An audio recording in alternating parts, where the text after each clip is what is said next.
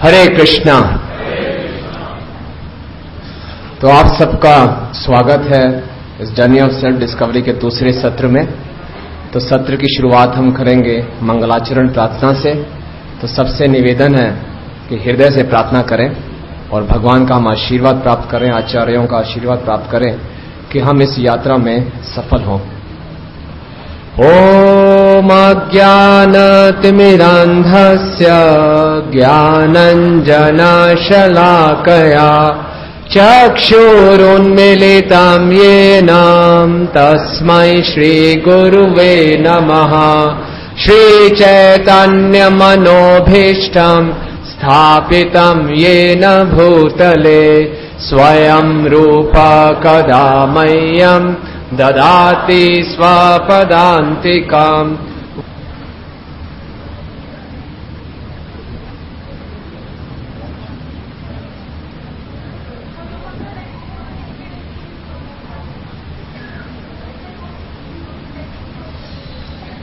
हरे कृष्णा।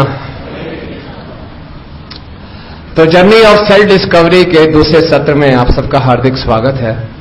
आप सबको का भक्तों का बहुत बहुत धन्यवाद कि आप अपने अपने बिजी शेड्यूल से आपने फिर से टाइम निकाला और आप यहां पे उपस्थित हुए। और विशेष धन्यवाद करना चाहेंगे उन भक्तों का जो काफी दूर दूर से आ रहे हैं, नोएडा से, साउथ दिल्ली से, ईस्ट दिल्ली से। तो भगवान निश्चित रूप से आपकी इस तपस्या से प्रसन्न होंगे।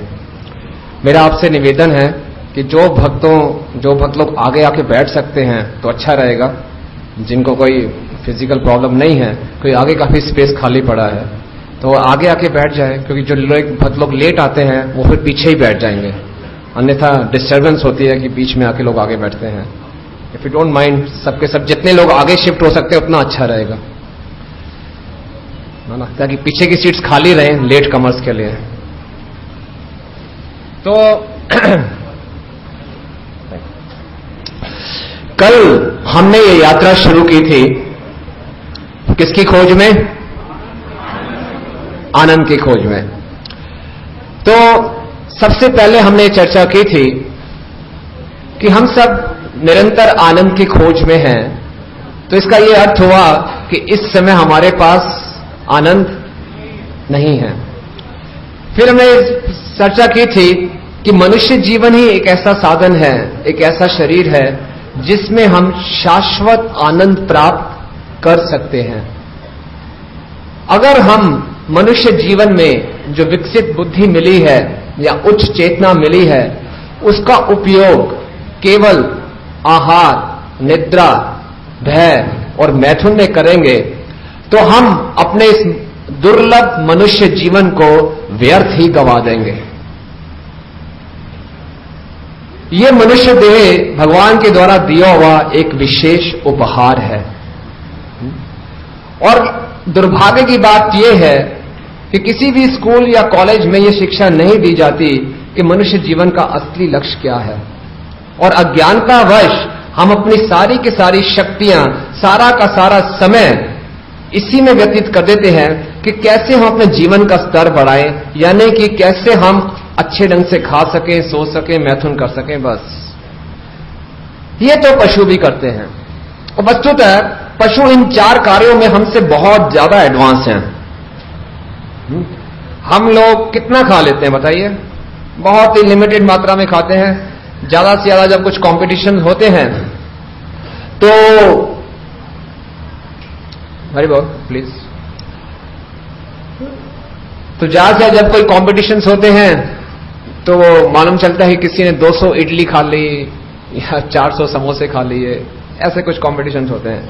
लेकिन हाथी से हम कॉम्पीट नहीं कर सकते। कर सकते हैं क्या? सोने की देख लीजिए, संडे जैसे हॉलीडेज में हम कितने घंटे सो लेंगे? 10, 12, 14, 16 घंटे। लेकिन पोलर बेयर कितने दिन सोता है? 6 महीने सो जाता है। मैथुन में आ जाइए, कितना मैथुन कर लेंगे? आपको मालूम है कबूतर 1 घंटे में 12 बारी मैथुन करता है। बंदर पूरे दिन में 300 बार मैथुन करता है। कोई कंपटीशन ही नहीं है। हम लोग जो बच्चा पैदा करते हैं 1 या 2, कभी कभी 3-4 बच्चे पैदा, कोई रेयर केस। लेकिन पशु जब जन्म देते हैं तो दर्जनों में जन्म देते हैं बच्चे। कोई कॉम्पीट कर सकता है? देखिए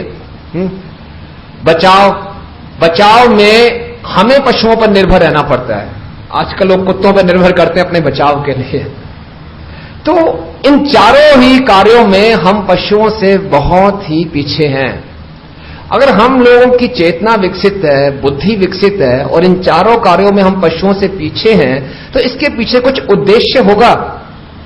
तो इससे साफ मालूम चलता है कि मनुष्य की जो ये मशीन बनाई गई है शरीर की, इसका कुछ अलग ही उद्देश्य है। इसका डिजाइन ही इस ढंग से किया हुआ है कि ये ईटिंग, मीटिंग, स्लीपिंग, डिफेंडिंग में पीछे रहे और कुछ और कार्य करे।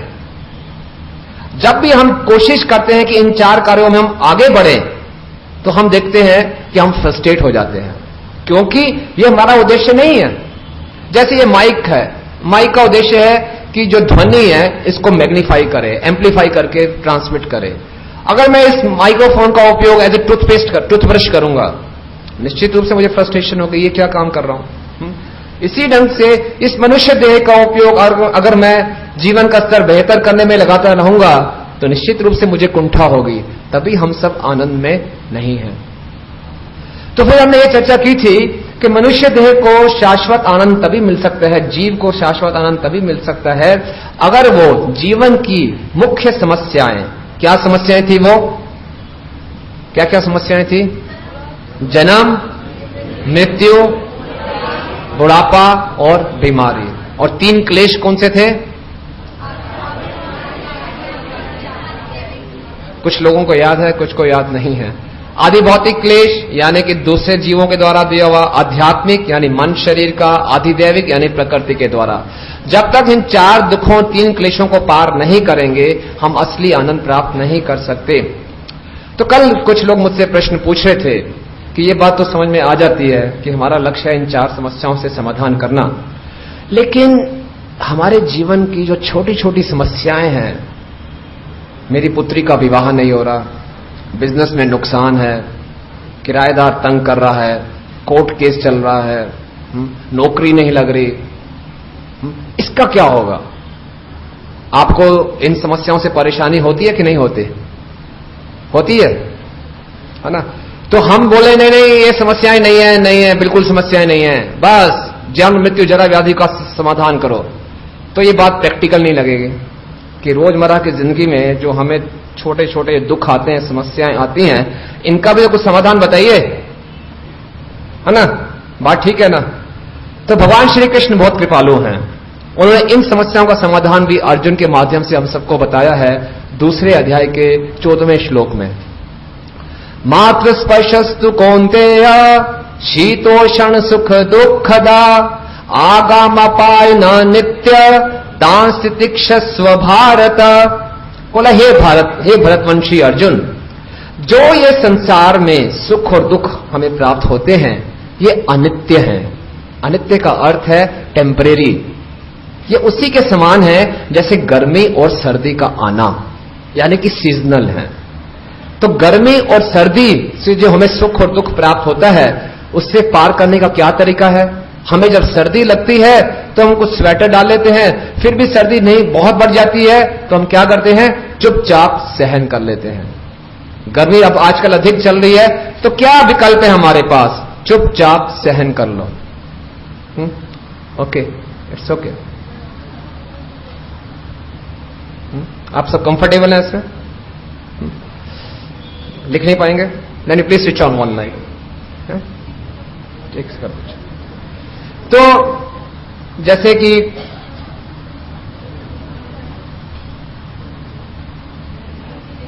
ओके ओके,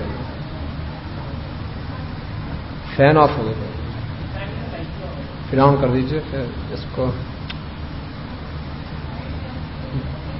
दूसरा ऑफ कर दीजिए जो पहले था वैसे।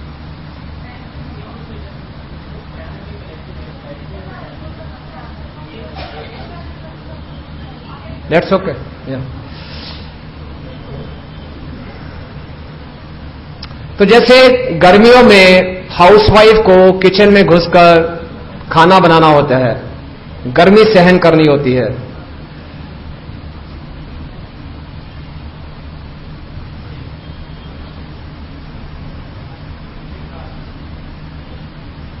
तो हाउसवाइफ सारी गर्मी तकलीफ को सहते हुए अपने कर्तव्य का पालन करती है। है ना, कोई और विकल्प नहीं है, चुपचाप सहन कर लो। इसी ढंग से हमारे जीवन में जो समस्याएं आती हैं, कृपया करके इसको सहन करने का प्रयास कीजिए। समय आने पर कि दुख के बाद सुख आएगा, सुख के बाद दुख आएगा ही आएगा, तो इसको हमें सहन करना चाहिए। लेकिन अज्ञानतावश हम लोग क्या करते हैं, हम लोग इन छोटी छोटी समस्याओं के समाधान में पूरी शक्तियां लगा लेते हैं, और जो मुख्य समस्याएं हैं, मां के गर्भ में कष्ट, मृत्यु के समय 42,000 बिच्छुओं का डंक, बुढ़ापा, बीमारी, इसको सहन कर लेते हैं। करते हैं ना सहन, सह लो, क्या है, पार्ट ऑफ लाइफ, ओहो सह लो, और पूरी शक्ति लगाओ, अच्छी नौकरी मिलनी चाहिए, खूब धन कमाना चाहिए, बेटे का विवाह क्यों नहीं हो रहा, पूरी शक्ति उसमें लगा दी। और इसलिए जो आत्म साक्षात करना चाहिए, भगवान की भक्ति करनी चाहिए, उसके लिए समय नहीं है, क्योंकि पूरी शक्ति हमने लगा दी आहार, निद्रा, भय, मैथुन की समस्याओं के समाधान में। उनको सहन करना है, और जो शक्तियां हैं, जो समय है, वो लगाना चाहिए जीवन की मुख्य समस्याओं का समाधान करने के लिए। तो ये है जीने का असली तरीका। अब प्रश्न ये उठता है, जैसे कल भी हमने चर्चा की थी, कि हमें असली आनंद तो तभी मिलेगा जब हम समस्याओं की जड़ तक जाएंगे। तो यही बुद्धिमानी है। तो ये जो समस्याएं हैं, जन्म, मृत्यु, जरा, व्याधि और आधिदैविक, आध्यात्मिक, अधिभौतिक क्लेश, इसकी जड़ क्या है, क्यों ये समस्याएं हैं? मनुष्य का यही लक्षण है कि वो पूछे कि मैं दुखी क्यों हूं। दुख तो पशुओं को भी होते हैं, लेकिन पशु ये प्रश्न नहीं पूछ सकता कि मैं दुखी क्यों हूं। लेकिन मनुष्य को ये प्रश्न पूछना चाहिए कि मैं दुखी क्यों हूं, इसका क्या समाधान है। तो ये समस्याएं क्यों हैं? हमें से कोई मरना नहीं चाहता, हमें से कोई बूढ़ा होना नहीं चाहता, कोई बीमारी नहीं चाहता, कोई भूकंप नहीं चाहता, कोई क्लेश नहीं चाहता, फिर भी हमारे ऊपर ये थोपे जाते हैं। क्यों? ऐसी क्या गलती की हमने, इसका क्या सुधार करें जिससे हमें इसे परमानेंट सॉल्यूशन मिल जाए? चाहेंगे आप सब ये? तो हमें रूट कॉज मालूम करना पड़ेगा। तो रूट कॉज जानने के लिए एक उदाहरण हम लेंगे जिससे बात स्पष्ट हो जाएगी। Go back.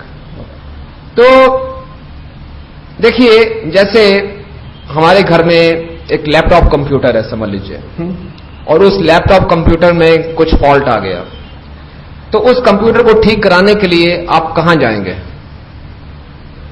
किधर ले जाएंगे उस कंप्यूटर को ठीक कराने के लिए? सर्विस सेंटर में, और प्रेफर वही करेंगे जो जिस कंपनी ने कंप्यूटर बनाया उसी के सर्विस सेंटर में ले जाए। ऐसा तो नहीं है कि कंप्यूटर को ठीक कराने के लिए हम किसी कारपेंटर के पास चले जाएंगे, नहीं करेंगे ना। तो उसी ढंग से ये हमारे जीवन की समस्या है, तो हमें जाना चाहिए सृष्टि के ओरिजिनल इक्विपमेंट मैन्युफैक्चरर के पास, है ना। लेकिन सृष्टि की समस्याओं को समाधान करने के लिए हम कभी साइंटिस्ट के पास जा रहे हैं, कभी ज्योतिष के पास जा रहे हैं। तो वही बात होगी कि लैपटॉप कंप्यूटर में समस्या है तो आप कारपेंटर के पास ले जा रहे हो, ठीक कर ही नहीं पाएगा वो, क्योंकि उसको ज्ञान ही नहीं है। तो इस सृष्टि के ओरिजिनल मैन्युफैक्चरर कौन है? कौन है?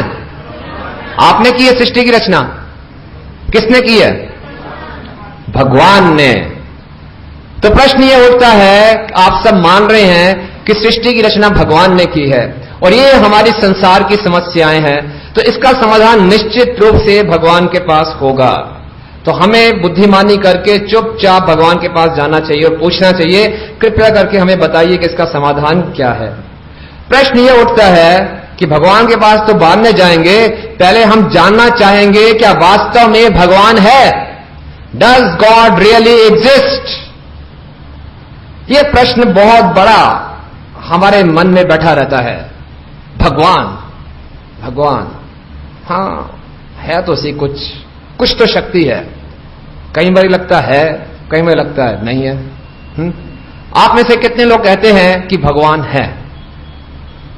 पूरे उत्साह से हाथ खड़ा कीजिए, ऐसे 50-50 केस नहीं चलेगा। Oh my God, 100%।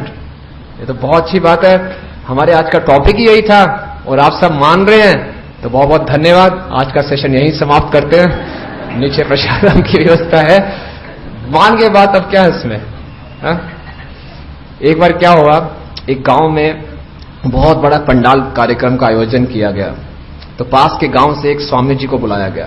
Swami ji मंच पे आए, उन्होंने कथा शुरू करने से पहले ऐसे ही प्रश्न पूछा, आप में से कितने भक्त लोग भगवान के विषय में जानते हैं? तो गांव के लोग बहुत सरल थे, आप ही की तरह, सबने हाथ खड़ा कर दिया उत्साह से। तो स्वामी जी ने बोला, अगर आप सब पहले से ही भगवान के विषय में जानते हैं तो मेरा क्या लाभ, मैं चला। तो मन छोड़ के नीचे चले गए। तो ये आयोजक थे, उनको बड़ा टेंशन हो गया, ये क्या हुआ। जबरदस्ती पकड़ के लाए उनको और फिर सबने बता दिया भक्तों को, इस बार खबरदार हाथ खड़ा किया। स्वामी जी फिर आए, आप में से कितने लोग भगवान के विषय में जानते हैं? सब चुपचाप बैठे रहे, नहीं जानते। बोले, अगर आप भगवान के विषय में कुछ नहीं जानते तो मेरे बोलने का लाभ क्या, मैं चला। तो स्वामी जी फिर नीचे उतर गए। तो अब आयोजकों ने मीटिंग की, क्या किया जाए, इतना प्रबंध किया है तो कुछ करना चाहिए। उन्होंने बोला, ऐसा करेंगे 50% हाथ खड़े करना, 50% मत करना। फिर से खींच के लाए स्वामी जी को, प्लीज बोलिए कुछ। स्वामी जी ने फिर प्रश्न दोहराया, इस बार यह इस पर प्लानिंग, आधों ने हाथ खड़ा किया, आधों ने नहीं किया। नहीं, स्वामी जी तो स्वामी जी हैं। बोले, बहुत अच्छा, तो जो लोग भगवान के विषय में जानते हैं वो उनको बता दे जो भगवान के विषय में नहीं जानते, मैं चला। तो स्वामी जी ने इस ढंग से बात कर रहे थे। तो इससे क्या सीखने को मिलता है कि यही हम लोगों की स्थिति है। भगवान है, हाँ है, नहीं है, नहीं है। जब हमारे साथ कुछ अच्छा हो जाए, हमारा बिजनेस चल जाए, हाँ, अच्छी जगह किसी हमारे संतान की शादी हो जाए, उसकी अच्छी नौकरी लग जाए, तो हम मंदिर में आते हैं मिठाई लेके, कहते हैं भगवान की विशेष कृपा है, ठाकुर जी प्रसन्न हो गए, बहुत खुश रहते हैं। और कुछ हादसा हो जाए हमारे साथ, एक्सीडेंट हो जाए, किसी प्रिय की मृत्यु हो जाए, बिजनेस में कोई लॉस हो जाए, कोई हमें धोखा दे दे, कोई हमारे साथ बुरा करे, हमने कुछ नहीं किया लेकिन लोग हमारे साथ बुरा कर रहे हैं, तो बोलते कहां है भगवान, क्या है, कुछ नहीं है। और हम लोग सिनेमाओं में देखते हैं कि हीरो बहुत गुस्से में जाके भगवान के मंदिर में जा रहा है, उसको गालियां निकाल रहा है, उसको चेतावनी दे रहा है, तो दर्शकगण तालियां बजाते हैं, ठक ठक ठक। उनको लगता है हम भी ऐसा करेंगे। एक अंदर की जो कुंठा है वो बाहर निकलती है कि हम भी ऐसा सोचते हैं कि भगवान नहीं है, सब अन्याय हो रहा है हमारे साथ। तो हम लोग भी ऐसे पेंडुलम की तरह हिलते रहते हैं, भगवान है नहीं है नहीं है। तो इसका मतलब हमारा विश्वास बहुत ही कच्चा है। अगर हम विश्व में सब लोगों का सर्वे करें तो 99.9% लोग यही कहेंगे कि भगवान है, लेकिन सबका विश्वास ऐसे पेंडुलम की तरह।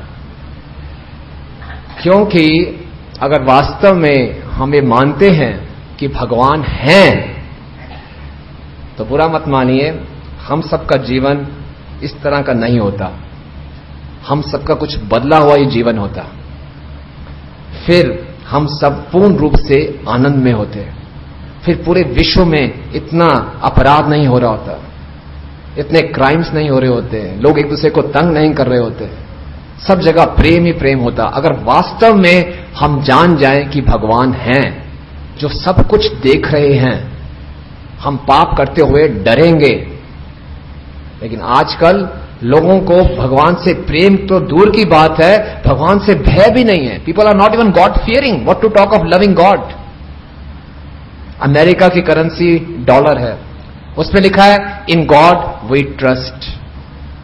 लेकिन हम उनका संस्कृति देख सकते हैं, किस तरह की संस्कृति है। मैक्सिमम क्राइम रेट अमेरिका में, रेप्स, मर्डर्स, फ्रस्ट्रेशन, डाइवोर्सेस मैक्सिमम। क्या ये नतीजा होता है भगवान में ट्रस्ट करने का? वास्तव में वो लिखते तो हैं इन गॉड वी ट्रस्ट, और प्रैक्टिस क्या करते हैं, इन डॉग वी ट्रस्ट। कुत्ते पे ज्यादा विश्वास करते हैं भगवान की बजाय, और हम लोग भी उनकी नकल मार रहे हैं आजकल। आजकल घरों में कुत्ता अवश्य मिलेगा लेकिन मंदिर नहीं होगा, क्योंकि उस पर ज्यादा विश्वास है कि ये हमारी सुरक्षा कर लेगा। तो ये किस तरह का विश्वास है? तो ऐसा क्यों नहीं हमें भगवान पे पूर्ण रूप से विश्वास? आप बता सकते हैं क्यों ऐसा? ये मैंने गलत तो नहीं कहा कुछ? तो बताइए क्यों हमें पूरा विश्वास नहीं है?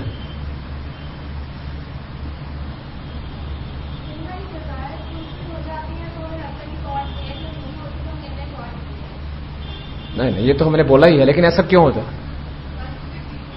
है? Scientific reasons.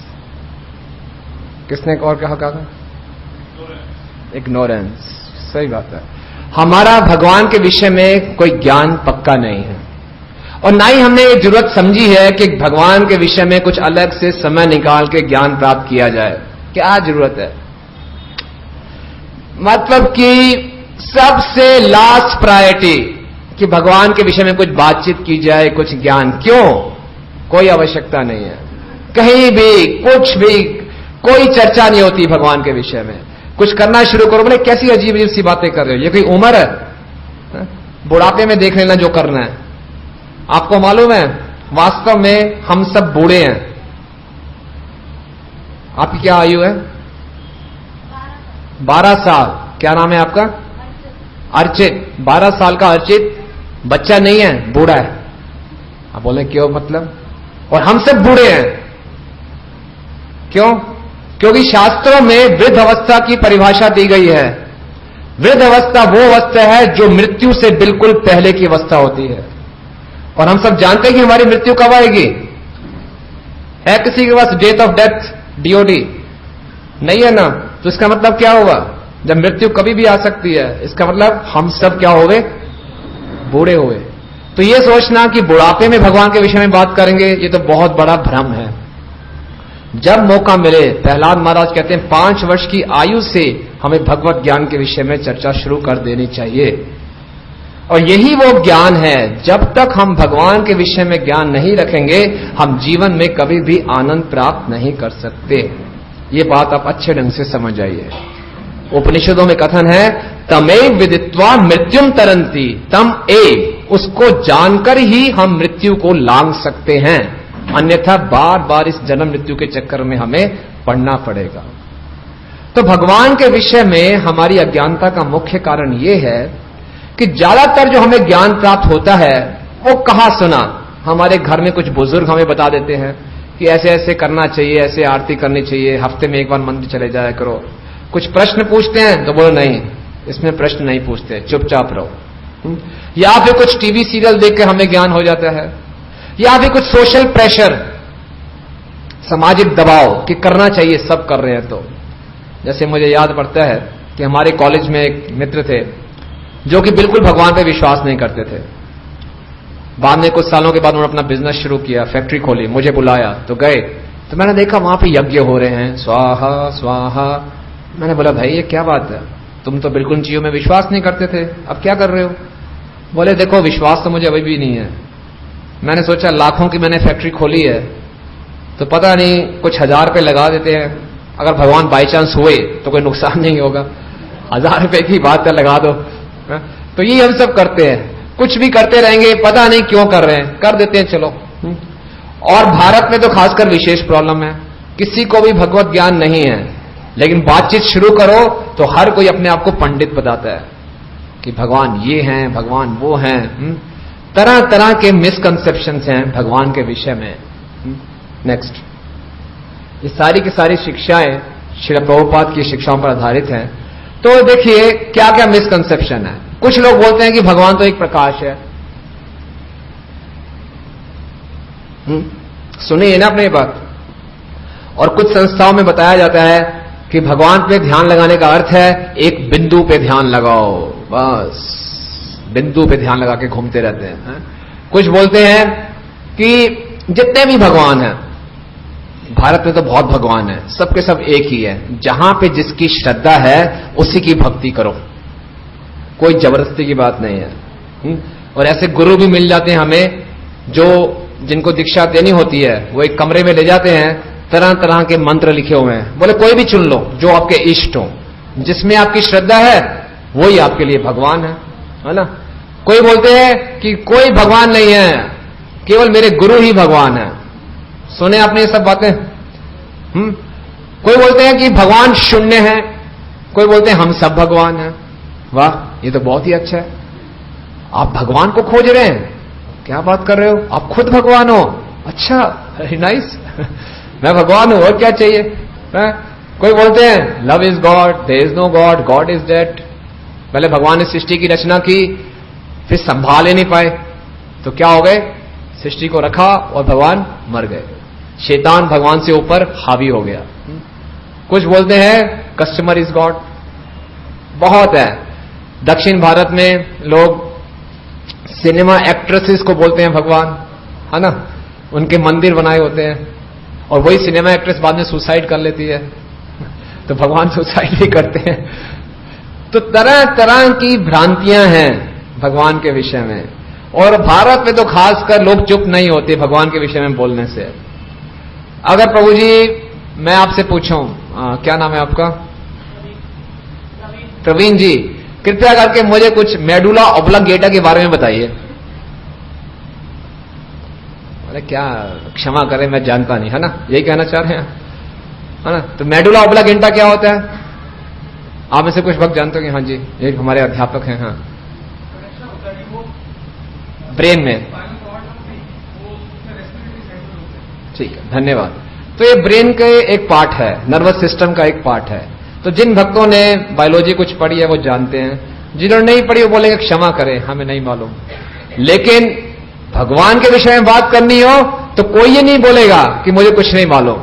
हर कोई अपना अपना ओपिनियन देगा कि भगवान ये है, भगवान वो है, भगवान ऐसे हैं, भगवान ऐसे हैं। बस कोई ये मानने को तैयार नहीं है कि मुझे भगवान के विषय में नहीं मालूम, क्योंकि वो सोचते हैं कि भगवान के विषय में जो ज्ञान है ये भवुकता है, ये काल्पनिक है कुछ लोग ऐसा बोलते हैं कि भगवान की बातें इसलिए की जाती हैं कि ताकि हम कुछ बुरा काम ना करें, हमको डराने के लिए, किस मोरल प्रिंसिपल्स को फॉलो करते रहें ताकि सब कुछ ठीक चले।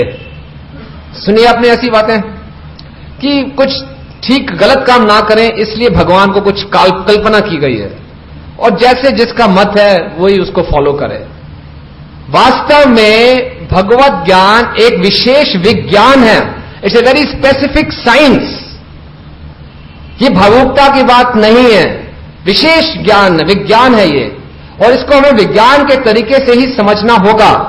और जब तक हम इसको नहीं समझेंगे हमारा जीवन व्यर्थ है। हम ना तो इस जीवन में सुखी रहेंगे, ना ही अगले आने वाले जीवनों में हम सुखी रहेंगे।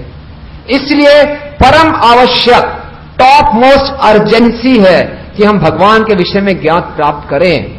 इट कैन नॉट वेट, क्योंकि भगवान का और जीव का बहुत ही घनिष्ठ संबंध है।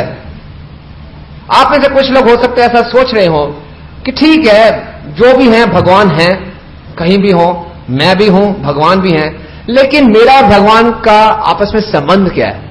कोई संबंध नहीं है। मुझे तो कोई आवश्यकता महसूस नहीं होती अपनी रोज की जिंदगी में कि मैं भगवान को याद करूं। कभी कुछ संकट आएगा तो मंदिर में चले जाएंगे मांगने के लिए, उसके अलावा क्या जरूरत है भगवान के? होने तो जहां पे है, क्या जरूरत है ना। ये अज्ञानता इसलिए है, हम जानते नहीं कि भगवान का हमारे जीवन में क्या महत्व है, क्योंकि हम ये नहीं जानते कि भगवान और हमारा क्या संबंध है। प्रत्येक जीव का भगवान के साथ बहुत ही घनिष्ठ, इंटीमेट संबंध है, बहुत घनिष्ठ। इसका प्रमाण यह है कि जब भी हमारे पे संकट आता है तो हम किसको याद करते हैं?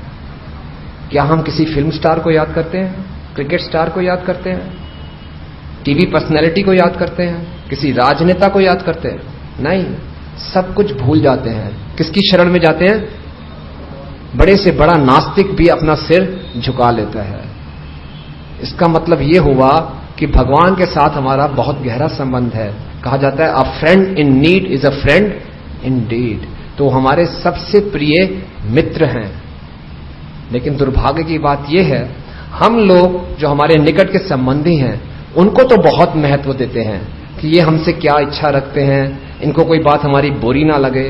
लेकिन भगवान हमसे क्या इच्छा रखते हैं?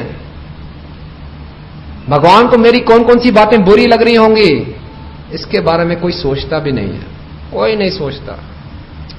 जब किसी युवती का युवक से विवाह होना होता है तो घर वाले और सब मिलकर बहुत छानबीन करते हैं कि वर ठीक होना चाहिए, क्योंकि पूरे जीवन का सवाल है। इन दोनों ने अपने कुछ साल इकट्ठे बिताने हैं, 20, 30, 40, 50 साल इकट्ठे बिताएंगे, पूरी लाइफ का सवाल है, तो बहुत ध्यानपूर्वक चलते हैं। लेकिन ये तो केवल एक जीवन का संबंध है। भगवान के साथ तो हमारा सनातन संबंध है। चाहे हम किसी भी योनि में चले जाएं, पशु की योनि में क्यों ना चले जाएं, कीड़े मकोड़े की योनि में क्यों ना चले जाएं, तब भी हमारा संबंध टूटेगा नहीं। लेकिन यहां के जो संबंध हैं, अगर आज वो कोई मेरे माता पिता हैं या कोई मेरी पत्नी या पति है, अगले जीवन में अगर मैं कुत्ता बन जाता हूं, तब वो थोड़ी मेरी केयर करेंगे, ऐसे डंडा मार के भगा देंगे। तो क्या संबंध है ये? लेकिन भगवान का संबंध सनातन रहेगा। तो कितनी बड़ी मूर्खता है कि जिसके साथ हमारा असली संबंध है, सनातन संबंध है, उसके विषय में हमें कोई ज्ञान नहीं है और ना ही हम जानने का प्रयास कर रहे हैं। इसीलिए परम आवश्यक है कि हम इस साइंस को समझें। तो आज यही प्रयास किया जाएगा। तो आज हम आपको कुछ एविडेंस देंगे साइंटिफिक तरीके से। कल ही मुझे कोई प्रश्न पूछ रहे थे कि किसने देखा ये सब, कि मृत्यु के बाद ऐसा होगा, हम भगवान के पास चले जाएंगे, है भी नहीं भी, ये तो अपने अपने विश्वास की बात है। नहीं नहीं नहीं, ये विश्वास की बात नहीं है, ये पक्का विज्ञान है, ये साइंस की बात है, ये तथ्य है, फैक्ट है। चाहे आप विश्वास करें या ना करें, तथ्य बदलने वाला नहीं है। चाहे आपको भगवान पे विश्वास है या नहीं, भगवान तो रहेंगे और उनके नियमों के अनुसार ये सृष्टि चलती रहेगी। तो लाभ इसी में है हमारा कि हम इस ज्ञान को समझने का प्रयास करें। तो ये हमारे सामने बहुत ही प्रसिद्ध चित्र है। इसका क्या नाम है? इसके पेंटर कौन है? Fast please, next, go fast. ये भी एक चित्र है, इसके भी कोई पेंटर है। ये भी एक चित्र है, इसके भी कोई पेंटर है। ये पीछे जाइए, ये एक चित्र है, इसके कौन पेंटर हैं? कौन है इसके पेंटर? कुछ डाउट? कौन है इसके पेंटर? जरा जोर से बोलिए, उत्साह से। गॉड, धन्यवाद। श्रील प्रभुपाद कहा करते थे कि बुद्धिमान व्यक्ति के लिए केवल एक फूल देखना ही बहुत है। अगर हम इस फूल को देखेंगे तो कितने सुंदर सुंदर इसमें रंग हैं, कितनी सुंदर इसकी महक है। कहां से ये महक आई? कहां से ये रंग आए? किसने किया ये सब? एक फूल को देखते ही हमें भगवान की याद आनी चाहिए। श्रील प्रभुपाद तभी कहते थे, give god the Nobel prize. वो है असली वैज्ञानिक। क्या सुंदर सुंदर फूल बनाए हैं। ये देखिए कितना सुंदर कलरिंग हो रखा है, कितना सुंदर, कितना अद्भुत है। ये कौन करेगा ये बताइए? कैसे ये संभव है? इतनी सुंदर आंख का रंग, इतना सुंदर इसका बीट का रंग, कितना सुंदर ये मल्टी कलरिंग है। किसने किया ये? आपने, हमने तो किया नहीं। तो कौन कर रहा है इसको? भगवान। ये देखिए समुद्र का तट है और ये कौन से पेड़ हैं? नारियल के। और यहां पे क्या होगा? नारियल। कितनी ऊंचाई होगी इसकी? 70-80 फीट। यहां पे क्या है? नारियल। और उसके अंदर क्या है? पानी। अरे 70-80 फीट पानी ऊपर कैसे चला गया? कौन सी मोटर, कौन सा पंप लगा है बताइए? कमाल है। और इस पानी की पैकिंग देखिए, कितना बढ़िया पैकिंग है। आजकल आर्टिफिशियल पैकिंग्स हो रही है, टेट्रा पैक्स वगैरह हो रहे हैं, प्रिजर्व कर दिया जाता है, कंज्यूम विद इन 48 आवर्स, पता नहीं क्या क्या लिखा हुआ है। तो ये पैकिंग किसने किया? किसी ढंग से ये पंपिंग हुआ, किसी को नहीं मालूम। वैज्ञानिक लोग बोलते रहेंगे कैपिलरी एक्शन, ये एक्शन, फालतू में। लेकिन जो भी एक्शन हो रहा है, जो भी पद्धति चल रही है, वो पद्धति शुरू किसने की? रूट कॉज क्या है? कौन है? भगवान। Next. So who is artist? God. Space technology. आजकल बड़ा गर्व है भारत को कि हमने भी अंतरिक्ष में कुछ छोड़ा है। और उसके लिए फर्स्ट तरह तरह के कंट्रोल रूम्स में लगातार मॉनिटरिंग हो रही है। हर एक क्षण तरह तरह के फैक्टर्स की मॉनिटरिंग हो रही है। कंप्यूटर्स, सुपर कंप्यूटर्स लगे हुए हैं। लेकिन नेक्स्ट, हमने ये नहीं सोचा कि ये पृथ्वी, वन मोर प्लीज, ये जो पृथ्वी है ये भ्रमण कर रही है अपने ही ऑर्बिट में। तो किसने इसको फेंका? कैसे? किसने इसको संभाल के रखा हुआ है? वैज्ञानिक लोग कहेंगे ग्रेविटेशनल फोर्स। ठीक है, तो what is the cause of that gravitational force? वो गुरुत्वाकर्षण कहां से आया? ये मत पूछो, ये नहीं पूछना। ये देखिए, ये पृथ्वी, इसका भार है 6 × 10⁻21 मेट्रिक टन। सो पता नहीं कितना, लाखों लाखों लाखों किलोग्राम। ये है पृथ्वी का भार, और ये किस स्पीड से चल रही है? 1,06,000 किलोमीटर प्रति घंटा। आजकल हम सबको क्रिकेट देखने का बहुत शौक है तो फास्टेस्ट बॉलर की क्या स्पीड है आजकल?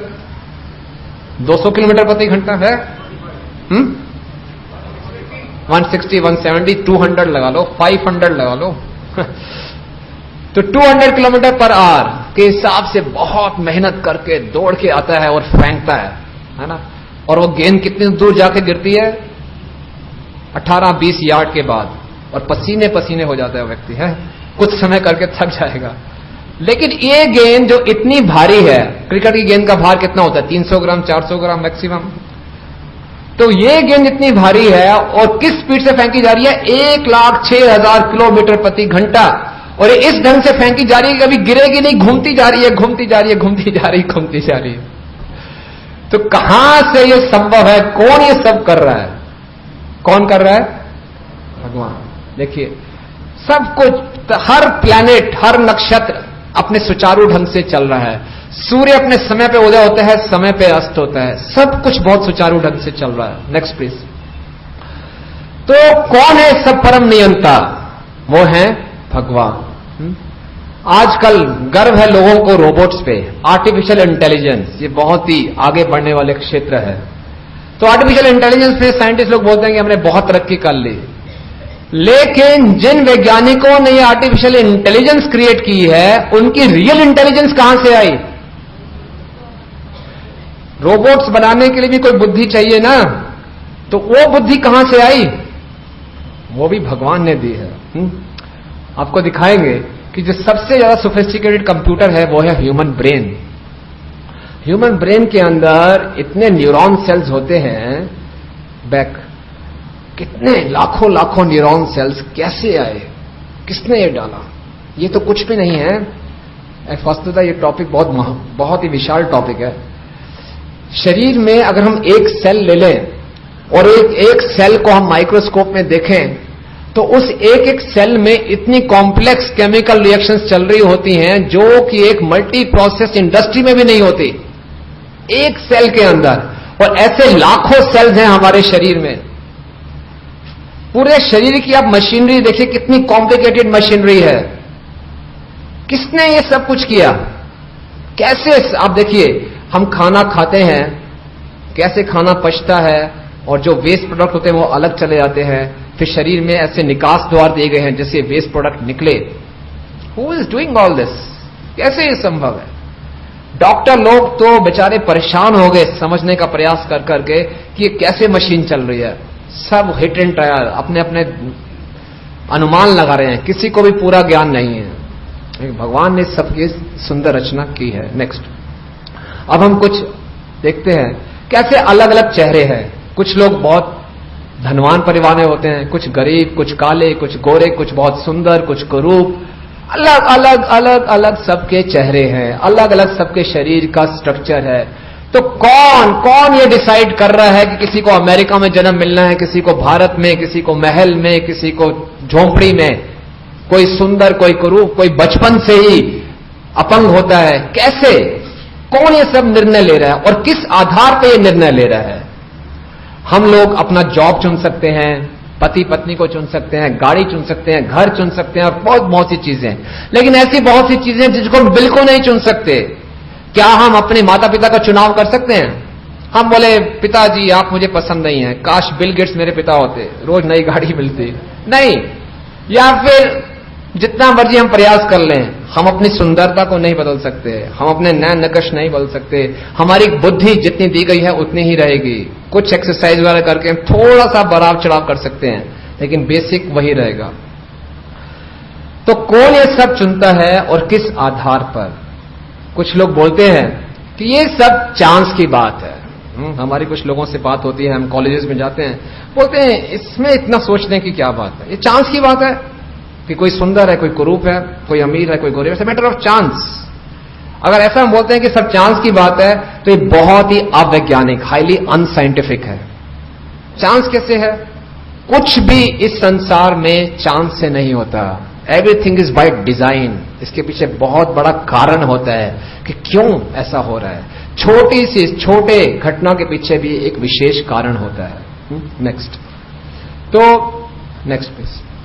हम सब देख सकते हैं कि चाहे माइक्रो वर्ल्ड हो, परमाणु के अंदर का विश्व हो या बाहर का विश्व हो, हर चीज एक नियम के अनुसार चल रही है। यानी कि नियम के अनुसार है। अगर नियम है तो नियम बनाने वाला भी कोई होगा, है ना? मानते हैं आप इस बात को कि अगर नियम के अनुसार कोई चीज चल रही है तो नियमों को बनाने वाला भी कोई होगा, और वो कौन है? भगवान। तो वेदांत सूत्र में बताया गया है कि भगवान की परिभाषा है जन्मादि अस्य यतः, यानी कि वो ही सब कारणों के कारण हैं। जन्मादि अस्य यतः, सब चीजें भगवान से उत्पन्न हुई हैं। जब हम किसी को यह परिभाषा देते हैं कि सब भगवान ही सब कारणों के कारण हैं, तो कुछ बहुत ही तर्कवादी लोग जो होते हैं, साइंटिफिक माइंडेड लोग होते हैं, वो बोलते हैं चलो आपकी बात मान ली कि भगवान ही सब कारणों के कारण हैं, लेकिन हमारा एक प्रश्न है कि भगवान के कारण क्या है? भगवान की उत्पत्ति कहां से हुई? बताइए। बड़ा अच्छा प्रश्न है। भगवान से सब कुछ उत्पन्न हुआ तो भगवान को भी किसी ने उत्पन्न किया होगा, तो वो कौन है? तो ये मूर्खता है, क्योंकि भगवान की परिभाषा ही यही है कि वो सब कारणों के कारण है और उनका कोई कारण नहीं है। अनादिर आदिर गोविंद सर्व कारण कारणम, ही हैज नो बिगनिंग, अनादि, उनकी कोई शुरुआत नहीं है। तो ये बात हो सकता है हमें पूर्ण रूप से अभी समझ में ना आए, क्योंकि इस संसार में हम जो कुछ भी देखते हैं उसकी शुरुआत होती है और उसका अंत होता है। और ऐसे किसी बात को जानना या समझना जिसकी शुरुआत ही नहीं है, ये हमें समझ में नहीं आएगा। क्यों समझ में नहीं आएगा? क्योंकि भगवान इस भौतिक जगत के नहीं हैं। भगवान के ऊपर समय का कोई प्रभाव नहीं पड़ता।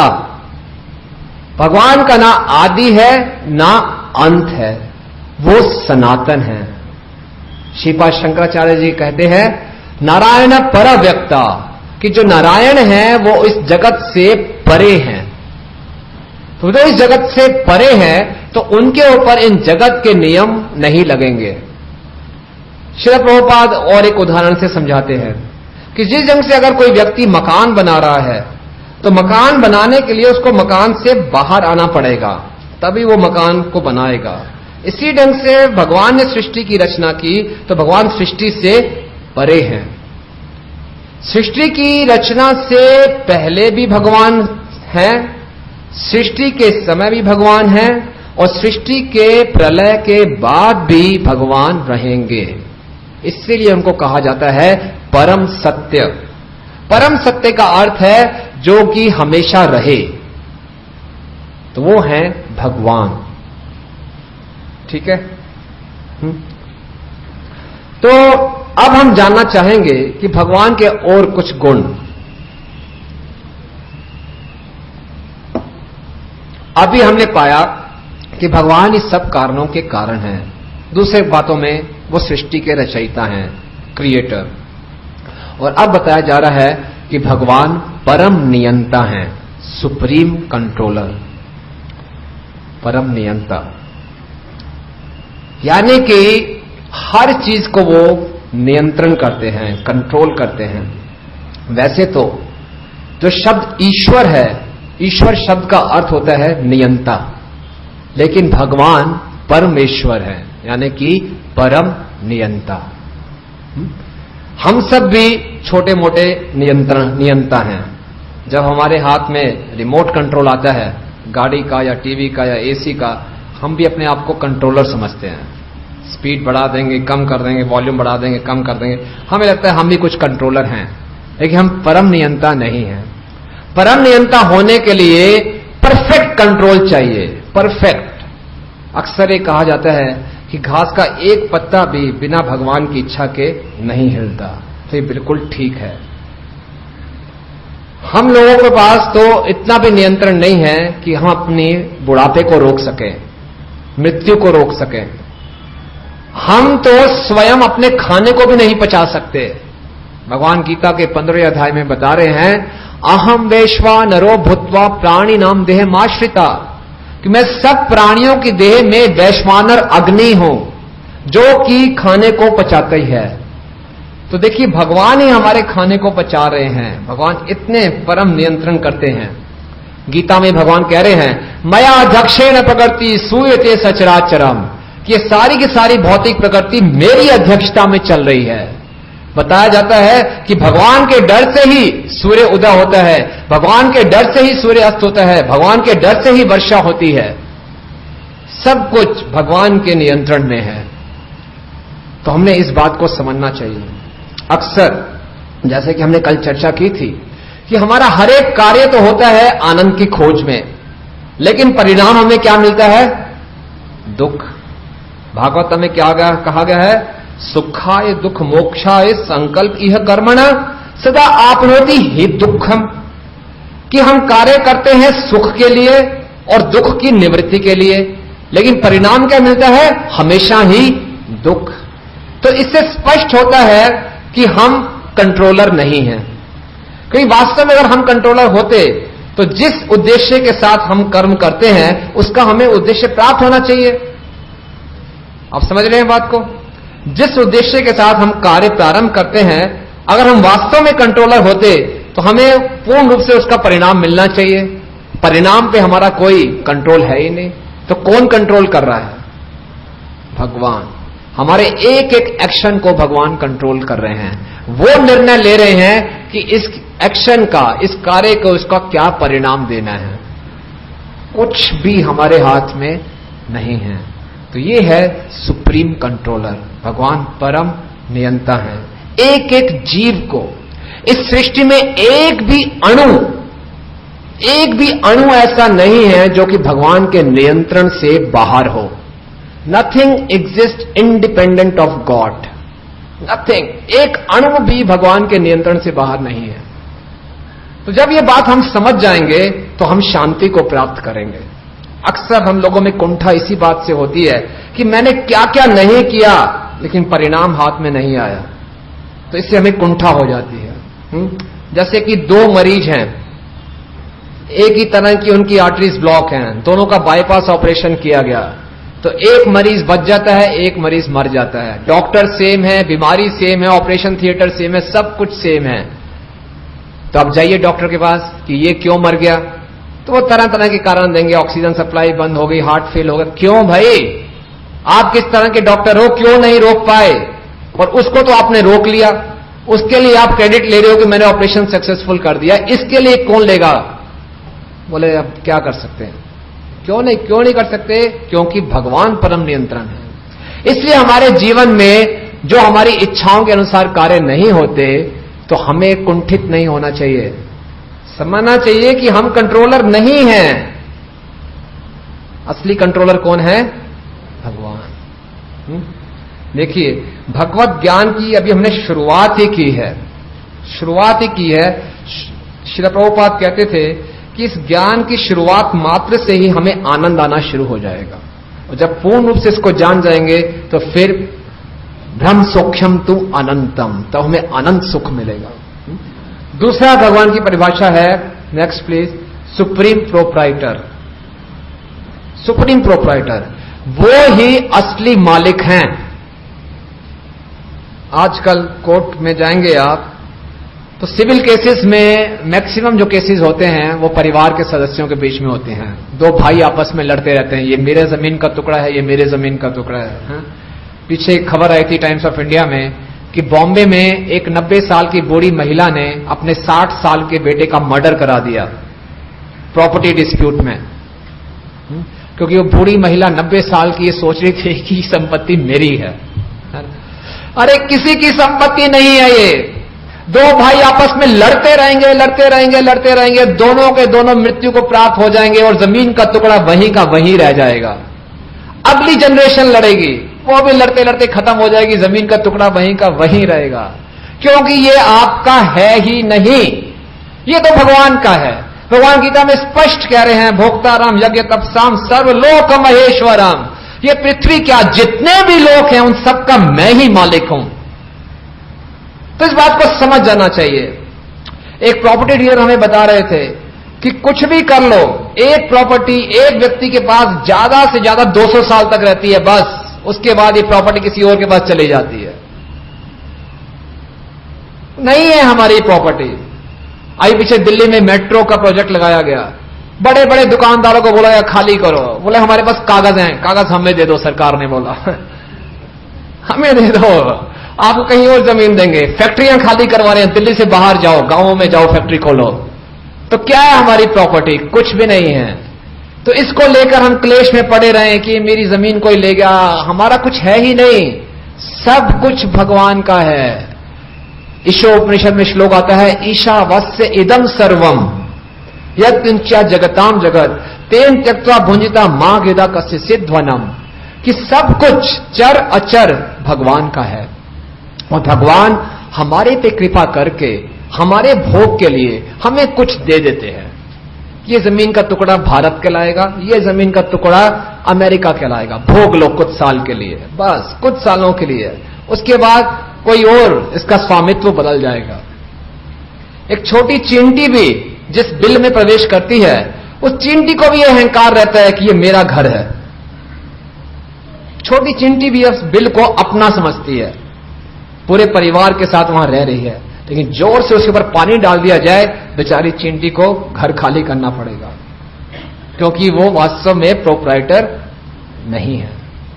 तो इस बात को समझना है कि सुप्रीम प्रोप्राइटर तो भगवान है।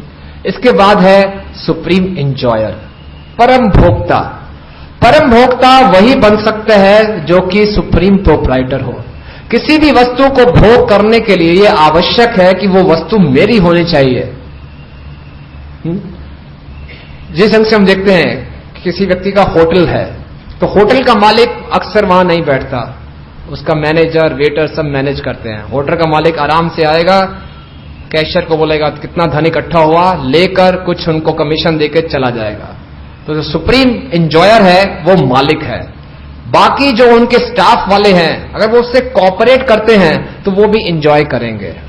इसी ढंग से हम सबको भी भगवान की योजनाओं को समझना चाहिए और भगवान की योजना के अनुसार अपने जीवन को चलाना चाहिए। तो भगवान रहेंगे परम भोक्ता और भगवान की योजनाओं के साथ अगर उनसे कॉपरेट करेंगे तो हम भी आनंद को प्राप्त करेंगे। लेकिन अगर हम भगवान के साथ कंपटीशन करेंगे, अगर हम इस बात को नहीं मान रहे कि भगवान परम भोक्ता हैं, बोले मैं भोक्ता हूं, मैं भोगूंगा, और भगवान की क्या योजना है मुझे मालूम ही नहीं, क्योंकि मुझे भगवान के बारे में कोई ज्ञान ही नहीं है, तो इसका मतलब क्या हुआ? We are trying to compete with the god. देख लो किससे आप कंपटीशन कर रहे हो। है कोई ये चांस भगवान से कोई कंपटीशन कर सकता है? कर सकता है कोई विजय के चांस है? बिल्कुल नहीं। तो चुपचाप हमें शरणागत कर देना चाहिए, सरेंडर करना चाहिए और भगवान को परम भोक्ता मान के भगवान के साथ हमें कोऑपरेट करना चाहिए। तो ये है भगवान creator, supreme controller, supreme proprietor, supreme enjoyer.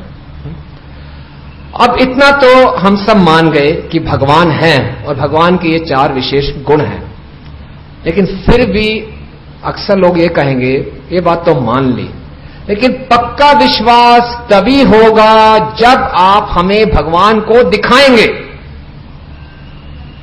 कौन है वो परम भोक्ता, कौन है वो परम नियंता, कौन है वो परम स्वामी?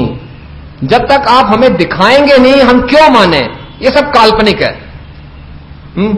तो अभी जो सबसे बड़ा भगवान के विषय में ज्ञान प्राप्त करने की जो बाधा है, can you show me God? अगर आप दिखाएंगे तो मान जाऊंगा, अन्यथा फिर थोड़ा सा संदेह तो रहेगा कि काल्पनिक बातें हैं। देखिए, भगवान को देखने के लिए कुछ योग्यताएं चाहिए। सबसे पहले हम यहां पर बैठे बैठे क्या भारत के प्रधानमंत्री को आज्ञा दे सकते हैं, ए मनमोहन सिंह यहां पे आओ, मैं तुम्हें देखना चाहता हूं? क्या वो आएगा? बोले आपकी औकात क्या है, क्यों बुला रहे हो, क्या चाहते हो? नहीं आएंगे। इसी ढंग से भगवान परम नियंता, परम भोक्ता, परम स्वामी, हम उनको ये आज्ञा नहीं दे सकते कि मैं तुम्हें देखना चाहता हूं, यहां पे आओ, नहीं तो मैं नहीं मानूंगा। भगवान कहेंगे मत मानो। आपका क्या स्तर है जो आप मुझे बुला रहे हो? तो पहली योग्यता है कि हम भगवान को बुला नहीं सकते। भगवान हमारे कोई ऑर्डर कैरियर नहीं है, हमारे कोई सेवक नहीं है। और दूसरी कि हमें कुछ दूसरी योग्यता चाहिए भगवान को देखने के लिए। जैसे कि अभी कुछ समय पहले भारत में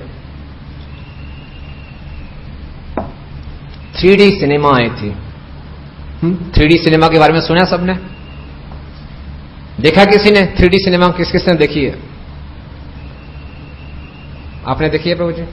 जब आप 3D सिनेमा अंदर देखने गए थे ऑडिटोरियम में, तो क्या दिया जाता था आपको? एक चश्मा। बिना चश्मे क्या आप पिक्चर देख सकते थे? नहीं। इसी ढंग से 3D सिनेमा को देखने के लिए एक अलग चश्मा चाहिए, एक अलग दृष्टि चाहिए। इसी ढंग से भगवान एक ऑल टुगेदर डिफरेंट डायमेंशन है।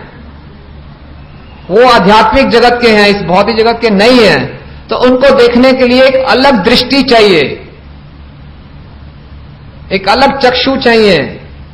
उन चक्षुओं से हम भगवान को देख सकते हैं। तो क्या आप सब वो दृष्टि चाहते हैं जिससे हम भगवान को देख सकें? है किसी को कुछ रुचि? सोच लीजिए, किस चीज को चाहिए वो दृष्टि जिससे वो भगवान को देख सकें? धन्यवाद। तो हम भगवान से प्रार्थना करेंगे कि 7 दिनों के अंदर हम वो दृष्टि अवश्य मिल जाएगी जिससे हम भगवान को देख पाएंगे। ये कोई झूठा वायदा नहीं है। 7 दिन के बाद आप खुद ही कहेंगे हां हमें वो दृष्टि मिल गई है। तो भगवान के विषय में ज्ञान प्राप्त करना कैसे प्राप्त करें? देखिए, किसी भी वस्तु के बारे में ज्ञान प्राप्त करना है तो उसके 3 तरीके होते हैं।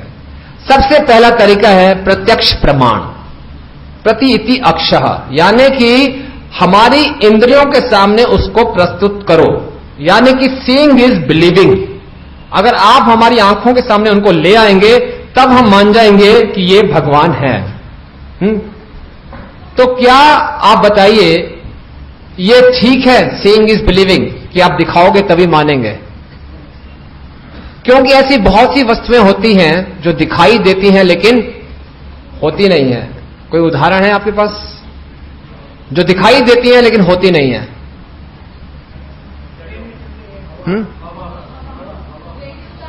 हां, रेगिस्तान में मिराज, दूर से लगता है पानी है लेकिन होता नहीं है।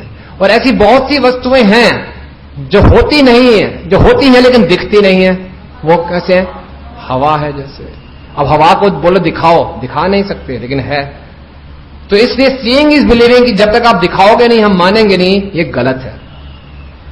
इसके अलावा इसके द्वारा जो हम ज्ञान प्राप्त करेंगे वो अपूर्ण है, क्योंकि हर मनुष्य में 4 तरह की त्रुटियां होती हैं। आप सबने सुना होगा कि नो वन इज परफेक्ट, सुना आपने? लेकिन हमें यह नहीं मालूम कि हमारे अंदर इम्परफेक्शन, हमारे अंदर त्रुटियां कौन सी हैं। आप जानते हैं हमारे अंदर कौन सी त्रुटियां हैं, हमारी गलतियां क्या क्या हैं? शास्त्रों में बताया गया है कि हमारे अंदर कौन कौन सी त्रुटियां हैं। पहली त्रुटि, पहला दोष, इम्परफेक्ट सेंसेस। हमारी इंद्रियां अपूर्ण हैं। इंद्रियां अपूर्ण होने का अर्थ है कि अगर आप बुरा ना माने तो मैं उदाहरण दे सकता हूं कि हमारे यहां में से बहुत से लोगों को ये चश्मा लगा हुआ है।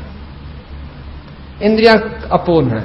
अगर लाइट्स ऑफ कर दी जाए तो हमें कुछ दिखाई नहीं देगा, है ना? बहुत सी अगर वस्तु हमारी आंखों के बहुत ही समीप है, यानी कि हम इन पलकों को भी नहीं देख सकते। कोई अपनी पलकों को देख सकता है? नहीं। और अगर कोई चीज हमारी आंखों से बहुत दूर हो जाए तब हम उसको नहीं देख सकते। हम कुछ फिक्स्ड जो फ्रीक्वेंसी होती है उसी ध्वनि को सुन सकते हैं। एक विसल आती है, डॉग्स विसल, वो केवल कुत्ता सुन सकता है, हम नहीं सुन सकते। तो इस तरह से हमारी इंद्रियां अपूर्ण हैं। दूसरी हमारे में त्रुटि है कि हम सब भ्रमित हो जाते हैं, टू बी इल्यूजन्ड। कैसे?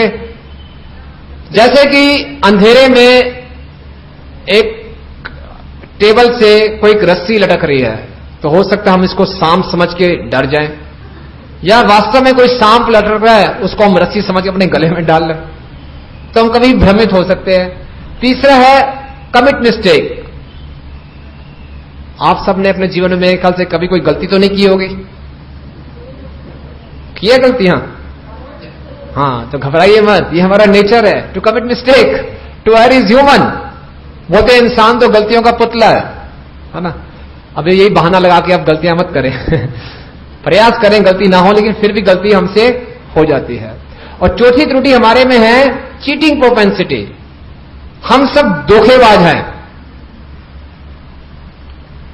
मैं नहीं कह रहा, शास्त्रों में लिखा है, हम सब धोखेबाज हैं। ईमानदारी से बताइए, कोई ऐसा व्यक्ति है यहां पे जिसने अपने जीवन में कभी किसी को धोखा ना दिया हो? नहीं है। बचपन से ही हम धोखा देना शुरू कर देते हैं। तो ये चार जो त्रुटियां हैं, ये प्रत्येक मनुष्य में हैं। प्रत्येक, चाहे वो बड़े से बड़ा वैज्ञानिक क्यों ना हो, नोबेल प्राइज विनर क्यों ना हो, चाहे बड़े से बड़ा धनी व्यक्ति क्यों ना हो, बिल गेट्स, या बहुत ही समाज में कोई प्रसिद्ध व्यक्ति क्यों ना हो, राजनेता क्यों ना हो, अभिनेता क्यों ना हो, हर एक मनुष्य में जो इस संसार में है उसके अंदर ये चार त्रुटियां होंगी ही होंगी। इसीलिए इन इंद्रियों के द्वारा जो हमें ज्ञान प्राप्त होता है वो हमेशा अपूर्ण होता है। इसका उदाहरण हम इस ढंग से समझ सकते हैं कि हम देख सकते हैं जितनी भी साइंटिफिक थ्योरी हैं वो बार बार बदलती रहती हैं। आज से कुछ समय पहले वैज्ञानिक लोग बोलते थे कि पृथ्वी सपाट है ना, द अर्थ इज फ्लैट। अगर कोई बोलता था कि नहीं अर्थ राउंड है तो लोग उसको समाज से बाहर निकाल देते थे। मालूम है आपको? अब जाके लोग बोल रहे हैं कि अर्थ राउंड है। अब से पहले साइंटिस्ट ये कहते थे केवल एक ही यूनिवर्स है, बस एक ही ब्रह्मांड है। अब उनको मालूम चल रहा नहीं नहीं, बहुत से यूनिवर्सेस हैं। पहले ये थ्योरी होती थी कि जो ब्रेन है वो शरीर का वो अंग है जिसमें खून ठंडा होता है। अब हम हंसेंगे, है ना। कुछ समय पहले डॉक्टर लोग बोलते थे कि न्यूमेलिट सबसे सेफेस्ट पेन किलर है, जितनी मर्जी खा लो कोई साइड इफेक्ट नहीं है। और आजकल बोलते हैं न्यूमेलिट बिल्कुल मत खाना, किडनी पे इफेक्ट पड़ेगा। तो इतने साल जो बेचारे पेशेंट खाते हैं क्या होगा? तो ये साइंटिफिक थ्योरीज हम बदलते रहते हैं। क्यों बदलते रहते हैं? क्योंकि हमने जो ज्ञान, जिन भी साइंटिस्ट ने जो ज्ञान प्राप्त किया है उनके अंदर ये चार त्रुटियां हैं। इस बात को याद रखिए, इसका हम दोबारा और चर्चा करेंगे नेक्स्ट। फिर दूसरा तरीका है ज्ञान प्राप्त करने का, अनुमान प्रमाण। अनुमान का अर्थ है अंदाजा लगाना, हाइपोथेसिस, कि शायद ऐसा, शायद वैसा, शायद ये, शायद वो। जैसे एक बार क्या हुआ, कुछ वैज्ञानिकों लोगों ने कुछ एक्सपेरिमेंट किया। उन्होंने कॉकरोच को पकड़ा, है ना, और एक टेबल पे कॉकरोच को रख दिया और चिल्लाए दौड़ो दौड़ो, रन रन। कॉकरोच दौड़ा तो उन्होंने उसकी स्पीड नोट कर ली कि ये इसकी स्पीड है। सबने ग्राफ पे बना दिया ये स्पीड है। फिर उन्होंने कॉकरोच की एक टांग तोड़ दी, फिर बोला रन रन। अब भी कॉकरोच दौड़ा तो उसकी स्पीड कुछ कम हो गई, उसको भी नोट किया, ग्राफ पे प्लॉट किया। फिर उसकी एक टांग तोड़ दी, फिर बोला रन रन। फिर ऐसे हुआ, धीरे धीरे करके उस कॉकरोच बेचारे की सारी टांगें तोड़ दी और बोला रन रन। कॉकरोच टस से मस ना हो, हिले ना, रन रन, वो हिले ना। तो सारे वैज्ञानिकों ने आपस में खूब चर्चा की और इस निष्कर्ष पर निकले कि जब कॉकरोच की सारी टांगें तोड़ दी जाती हैं तो कॉकरोच बहरा हो जाता है। पर देखिए सारा एक्सपेरिमेंट करके दिखाया, सुनाई नहीं दे रहा उसको, रन रन दौड़ ही नहीं रहा। तो ये अनुमान प्रमाण है। ऐसे ही कोई हाइपोथेसिस बना दी और उसके अनुसार कुछ अपना रिजल्ट दे दिया। इसी ढंग से जब हम अनुमान प्रमाण से भगवान के विषय में बात करते हैं तो अनुमान लगाते हैं कि भगवान शायद प्रकाश हैं, शायद भगवान एक बिंदु हैं, शायद हम सब भगवान हैं। तो अनुमान लगा रहे हैं, कोई ज्ञान नहीं है। और जब हम प्रत्यक्ष से भगवान को देखना चाहेंगे तो हम लोग कैसे धोखा खाएंगे कि हमें दिखाइए कुछ चमत्कार, तभी हम आपको भगवान मानेंगे। तो आजकल ऐसे बहुत से जादूगर हैं, केवल जादूगर बनने से कोई भगवान नहीं बन जाएगा। तो ये जादूगर लोग हैं, वो तरह तरह के जादू हमें दिखा सकते हैं। कहीं से भी कुछ सोना निकाल दें, कहीं से भी राख में से कबूतर निकाल दें, तो बोलेंगे ये भगवान हो गए। नहीं, भगवान इतने सस्ते नहीं हैं। तो फिर भगवान के विषय में कैसे जाना जाए? तो भगवान के विषय में जानने का सबसे जो उत्तम तरीका है वो है शब्द प्रमाण। शब्द प्रमाण का अर्थ है शब्द, यानी कि अगर भगवान के विषय में जानना है तो हमें स्वयं भगवान के शब्दों पर विश्वास करना चाहिए। जैसे उदाहरण देते हैं आपको, क्या नाम है प्रभु जी आपका? राघव जी। तो अगर मुझे राघव जी के विषय में जानना है तो एक तरीका तो यह है कि मैं इनके पड़ोसियों के पास जाऊं और पता करूं कि राघव जी कैसे हैं, कौन हैं। एक से पूछा, दूसरे से पूछा, तो दूसरा बोलता है राघव जी पता नहीं कैसे व्यक्ति हैं, सुबह सुबह 4 बजे निकल जाते हैं, रात को 12 बजे आते हैं,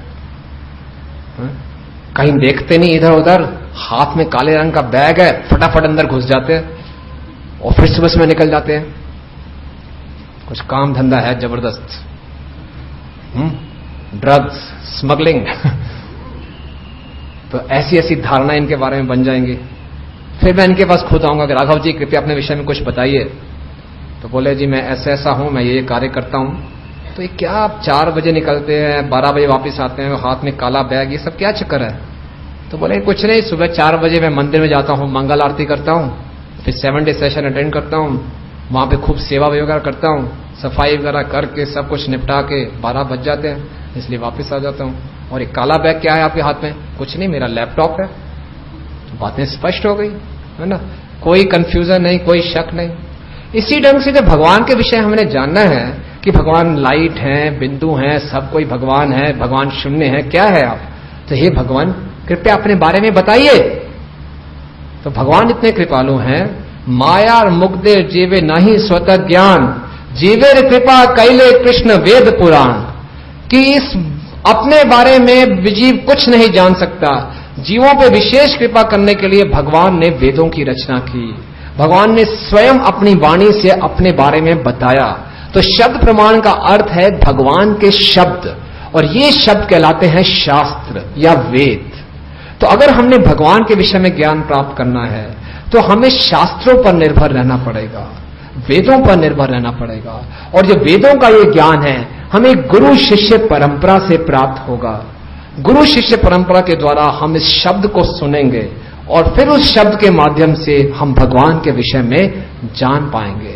यही एक तरीका है भगवान के विषय में जानने का।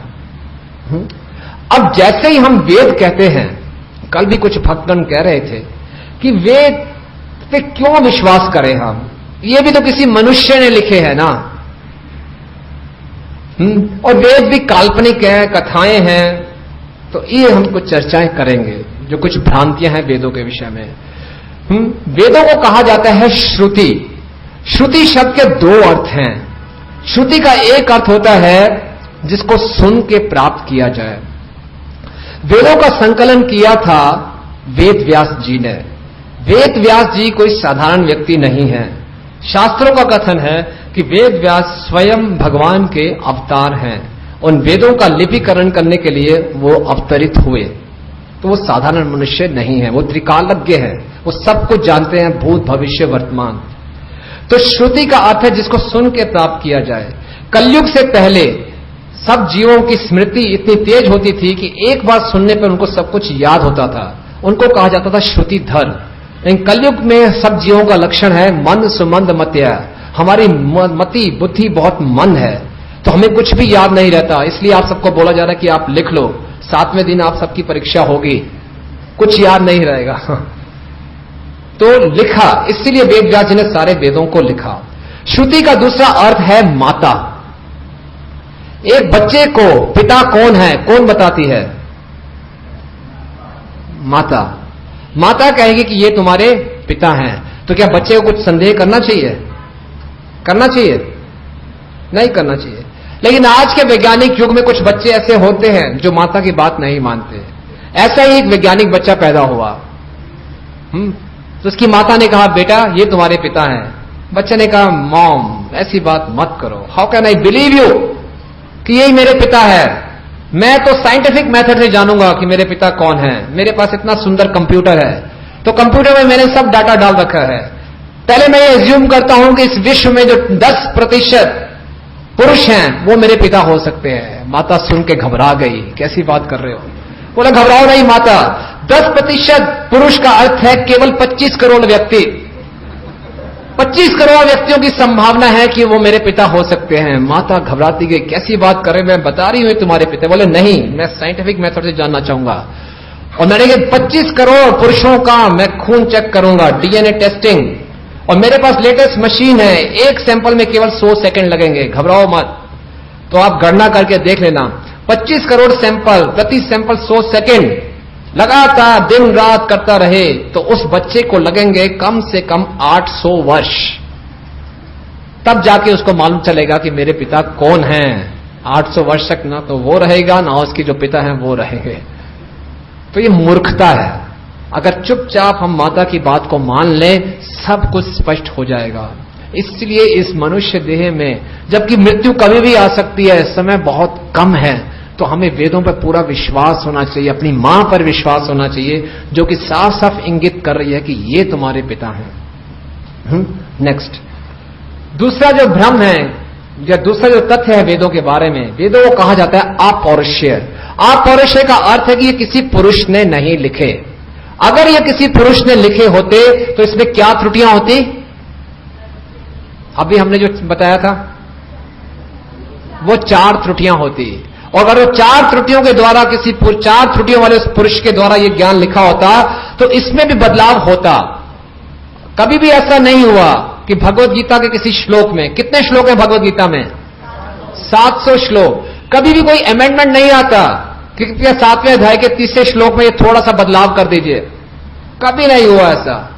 लेकिन हमारे संविधान को बने अभी मुश्किल से 50-60 वर्ष ही हुए हैं और उसमें लगभग 200 से करीब अमेंडमेंट्स हो चुकी हैं, क्योंकि उसको लिखने वाले साधारण पुरुष थे जो कि 4 त्रुटियों से भरे हुए थे।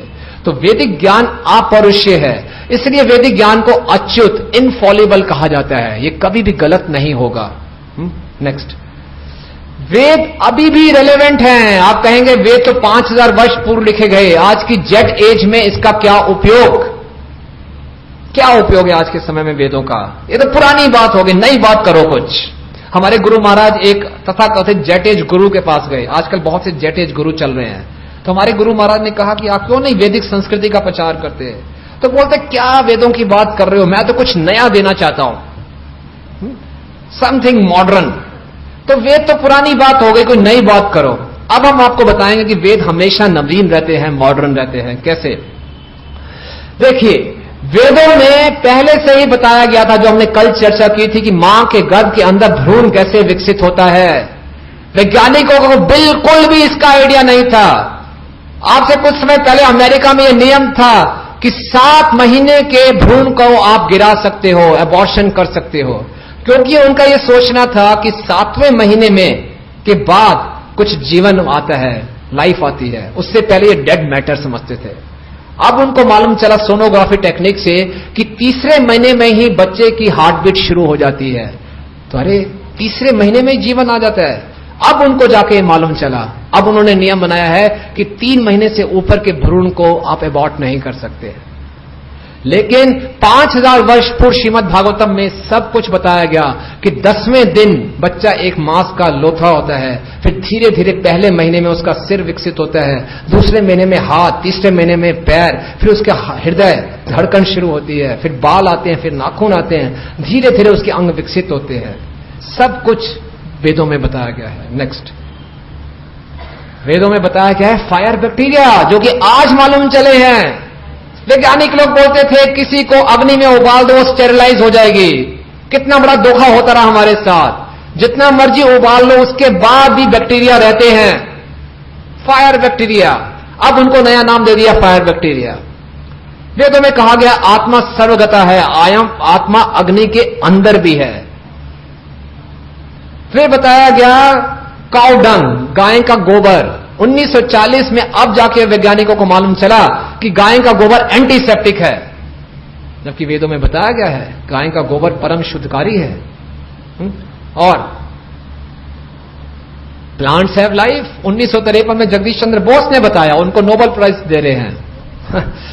पहले से ही बताया गया हमारे शास्त्रों में, पेड़ भी एक योनि है, लिविंग बीइंग है। नेक्स्ट, इसके अलावा बहुत सी ऐसी बातें हैं, बहुत सी, जैसे कि अभी बताया था कि पृथ्वी सपाट है कि गोल, वेदों में बताया गया भूगोल शास्त्र कि गोल है। तो ये रिसर्च करने का क्या लाभ? रिसर्च का अर्थ है रिसर्च, यानी कि दोबारा से ढूंढो। जब सब कुछ पहले से ही दिया हुआ है तो फिर ढूंढने की क्या आवश्यकता है? चुपचाप वेदों को पढ़ो और ज्ञान को प्राप्त करो, क्यों इतनी शक्ति को व्यर्थ गंवाएं? फिर अब कुछ ऐसी भविष्यवाणियां हैं जो कि वेदों में लिखी हैं, कथित हैं, जो कि अब सत्य साबित हो रही हैं। जैसे कि चाणक्य पंडित के विषय में वेदों में लिखा हुआ है, चंद्रगुप्त मौर्य के विषय में वेदों में लिखा हुआ है। नेक्स्ट, बुद्धा जी के बारे में वेदों में लिखा हुआ है, जीसस क्राइस्ट, प्रोफेट मोहम्मद, इन सब के विषय में चैतन्य महाप्रभु की भविष्यवाणी की गई है। 5000 वर्ष पूर्व लिखा गया था कि चैतन्य महाप्रभु कलयुग के प्रारंभ होने के इतने वर्ष बाद प्रकट होंगे, उनकी माता का नाम, उनके पिता का नाम, सब कुछ बताया गया है। नेक्स्ट, वेद एक इंस्ट्रक्शन मैनुअल के समान है। जैसे हम अपने जीवन में कुछ मशीन खरीदते हैं, साथ में हमें इंस्ट्रक्शन मैनुअल मिलता है, उसी ढंग से वेद हमें बताते हैं कि जीवन में क्या करना चाहिए, क्या नहीं करना चाहिए। तो यही बुद्धिमता है कि इसके अनुसार हम अपने जीवन को चलाएं। वेद कोई माइथोलॉजी नहीं है। माइथोलॉजी का अर्थ होता है काल्पनिक। ये अंग्रेजों के द्वारा दिया हुआ शब्द है, उनको कुछ समझ में नहीं आया तो उनको माइथोलॉजी बता दी। अरे यही तो सत्य है, बाकी सब काल्पनिक है। इसी सत्य की शरण हमें जाना चाहिए। पूर्ण रूपेण सत्य है, पूर्ण रूपेण। नेक्स्ट, कुछ तथ्य, क्योंकि हमें चाहिए प्रत्यक्ष प्रमाण, हमारी मोटी बुद्धि मोटी है, स्थूल है। तो देखिए नासा के विषय में हम जानते हैं सब लोग, तो उस पर हमें बहुत विश्वास रहता है, जो नासा ने कहा सही होगा। देखिए, नासा ने सैटेलाइट लिंक से ये पिक्चर लिया, और ये पिक्चर उन्होंने लिया भारत और श्रीलंका के बीच के पुल का। ध्यान से देखिए इस स्लाइड को। तो अब नासा के साइंटिस्ट ये कह रहे हैं कि भारत और श्रीलंका के बीच में ये पुल है, जो कि लगभग 17,50,000 वर्ष पूर्व बनाया गया था। नासा के वैज्ञानिक ये स्थापित कर रहे हैं कि भारत और श्रीलंका के बीच में पुल 17,50,000 वर्ष पूर्व स्थापित किया गया था। और यही युग है राम जी का, त्रेता युग, जब राम जी ने लंका जाने के लिए इस पुल को बनाया था। अगर नासा के साइंटिस्ट ये नहीं कहते तो आजकल के आधुनिक लोग बोलते हैं कि राम तो एक काल्पनिक चरित्र है, रामायण तो एक ऐसी पुस्तक लिखी हुई है काल्पनिक। अब तो मान लेना चाहिए, अब और कौन सा प्रूफ चाहिए हमें कि राम जी काल्पनिक नहीं है, रामायण काल्पनिक नहीं है, भगवान है, पुरुष है, यहां पर आते हैं, अवतरित होते हैं। इतना सब कुछ समझने के बाद भी हम अगर श्रद्धा नहीं रखेंगे तो भगवान गीता में कहते हैं, अश्रद्धाना पुरुषा धर्मा सस्य परम तपा अप्राप्य माम निवर्तन्ति मृत्यु संसार वर्तमनि। ऐसे अश्रद्धालु लोग हमेशा इस संसार में बार बार मृत्यु को प्राप्त करेंगे। ऐसे द्वेषी लोगों को भगवान बोलते हैं कि मैं नराधमों को निम्न से निम्न योनियों में डाल देता हूं, जिनको भगवान में और भगवान की वाणी शास्त्रों में विश्वास नहीं है। नेक्स्ट, एक और आपको प्रूफ दिखाते हैं। यह है आर्कियोलॉजी सर्वे ऑफ इंडिया के द्वारा। यह द्वारका, जो कि 5000 वर्ष पूर्व भगवान श्री कृष्ण ने स्थापित की थी, बताया गया है कि इस द्वारका में जो बनाई थी एक इंजीनियर कहलाते थे विश्वकर्मा जी। विश्वकर्मा जी ने इन बोल्डर्स के ऊपर पूरे महल को बनाया। वो बोल्डर्स अभी तक हैं। किसने डाले ये बोल्डर्स बताइए? अभी तक ये बोल्डर्स उपस्थित हैं जो 5000 वर्ष पूर्व थे। साफ साफ इंगित करता है कि ये द्वारका में भगवान श्री कृष्ण थे। नेक्स्ट, ये है महाबलीपुरम, जहां पे एक मंदिर है और उस मंदिर के अवशेष मिले जो कि 7500 वर्ष पूर्व है। आज के वैज्ञानिक कहते हैं कि मनुष्य जीवन 5000 वर्ष पहले शुरू हो, 40,000 वर्ष पहले शुरू हुआ है, होमोसेपियंस। तो 17,50,000 वर्ष पूर्व जो भगवान राम थे वो कौन थे? बोले 5000 वर्ष पूर्व ये सिंधु घाटी की सभ्यता है। नहीं, उससे पहले क्या था? 7500 वर्ष पूर्व। सारे के सारे प्रमाण हैं और ये सारे के सारे प्रमाण हमें दिए जा रहे हैं। ये एक ग्राहम हैंकॉक, उनकी एक एक्सपीडिशन टीम है, ब्रिटिश आर्कियोलॉजिस्ट हैं। तो अगर हमें प्रत्यक्ष प्रमाण पे भी विश्वास है तो सामने प्रत्यक्ष प्रमाण है। अब क्यों नहीं हम विश्वास करें कि भगवान है, ये काल्पनिक नहीं है। कृपया करके इस बात को समझ जाए, अन्यथा हम हमेशा दुखी रहेंगे। भगवान काल्पनिक नहीं है, भगवान के शास्त्र काल्पनिक नहीं है, ये परम सत्य है। जब तक हम इनकी शरण ग्रहण नहीं करेंगे हमारा जीवन व्यर्थ है। नेक्स्ट, और वेदों को हम प्राप्त करते हैं गुरु शिष्य परंपरा से। नेक्स्ट, ये टॉपिक बहुत बड़ा है, इसको हम अगले सेशन में ले लेंगे। नेक्स्ट करें। अब प्रश्न ये उठता है कि अगर भगवान है, भगवान के शास्त्र सत्य हैं, तो अलग अलग शास्त्रों में अलग अलग बातें क्यों बताई जाती हैं? अगर भगवान एक है तो भगवान की वाणी भी एक होनी चाहिए। लेकिन हम सब देखते हैं कि ईसाई लोग कुछ बातें करते हैं, मुस्लिम लोग कुछ बातें कर रहे हैं, हिंदू लोग कुछ बातें कर रहे हैं और आपस में झगड़ते रहते हैं। और जब आपस में इनको झगड़ते हुए देखते हैं तो एक साधारण व्यक्ति का भगवान से, धर्म से विश्वास उठ जाता है। बोले ये कैसा धर्म है कि आपस में मारकाट हो रही है? तो इस बहुत ही सेंसिटिव सब्जेक्ट के बारे में हम चर्चा करेंगे, ध्यानपूर्वक सुनिए। देखिए, भगवान गीता में कहते हैं यदा यदा ही धर्मस्य ग्लानिर्भवति भारत अभ्युत्थानम् अधर्मस्य तदात्मानं सृजाम्यहम्, कि जब जब धर्म की हानि होती है मैं अवतार लेता हूं, या तो स्वयं आता हूं या अपने किसी दूत को भेजता हूं। किस लिए? धर्म की स्थापना के लिए। तो भगवान जब धर्म की स्थापना करते हैं तो ध्यान दीजिए, धर्म की स्थापना का संदेश देने के लिए भगवान 4 बातों को ध्यान में रखते हैं, भगवान या भगवान के दूत। एक है समय, दूसरा है परिस्थिति, समय, टाइम, प्लेस, और तीसरा है स्थान, और चौथा है उन लोगों को जिनको ज्ञान दिया जा रहा है उनकी योग्यता। Time, place, circumstances and the qualification of the people who will receive this knowledge. समय, स्थान, परिस्थितियां और उनकी योग्यता। इस उदाहरण से हम इस बात को समझ पाएंगे। यहां पे एक बालक है जिसने अभी अभी गणित सीखा है। इसको मैं पूछूंगा कि बच्चे बताओ 2 - 5 क्या होता है, तो बोलेगा अंकल जी आपको मैथमेटिक्स भी नहीं आता, 2 - 5 तो कुछ होता ही नहीं, 5 - 2 होता है। क्वेश्चन ही गलत है। 8वीं क्लास के स्टूडेंट से पूछूंगा 2 - 5 कितना होता है? कितना होता है? -3। और यहां पे ये है एक मैथमेटिक्स में पीएचडी कर रहे हैं, हायर कैलकुलस और पता नहीं क्या क्या, ये भी मैथमेटिक्स के स्टूडेंट हैं। तो तीनों ही गणित के स्टूडेंट हैं, तीनों गणित के स्टूडेंट हैं, लेकिन स्तर अलग अलग है। उसी ढंग से कुरान में वर्णन आता है कि प्रॉफेट मोहम्मद ने कुछ यमनों को यह संदेश दिया कि कृपया अपनी माता और बहन के साथ यौन संबंध मत करो। Do not have sex with your mothers and sisters. क्योंकि उस समय तो ये यमन लोग ऐसा घनिष्ठ कार्य कर रहे थे, निकृष्ट कार्य। तो भगवान के जो मसीहा हैं प्रॉफेट मोहम्मद, उनको ये संदेश देना पड़ा। इसी ढंग से जीसस क्राइस्ट ने बाइबल में कहा दाउ शैल नॉट किल, कि पशुओं की हत्या मत करो। इसका मतलब वो पशुओं की हत्या कर रहे थे। और एक तरफ अर्जुन है। महाभारत में वर्णन आता है कि अर्जुन एक बार स्वर्ग में गए। स्वर्ग के राजा इंद्र ने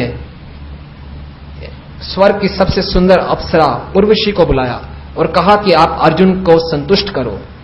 उर्वशी अर्जुन के पास जाती है, कहती है आप मेरा भोग कर सकते हैं। और आपको मालूम है अर्जुन ने क्या कहा? अर्जुन ने हाथ जोड़ लिया और कहा नहीं, आप मेरी माता के तुल्य हैं। देखिए अर्जुन का चरित्र। उर्वशी स्वर्ग की सबसे सुंदर अप्सरा उनको कह रही कि मेरा भोग करो, और अर्जुन कह रहे हैं आप मेरी माता के तुल्य हैं। वो यमन, वो क्या थे? अपनी माता और बहन के साथ यौन संबंध कर रहे थे। कितना अंतर है दोनों के चरित्र में।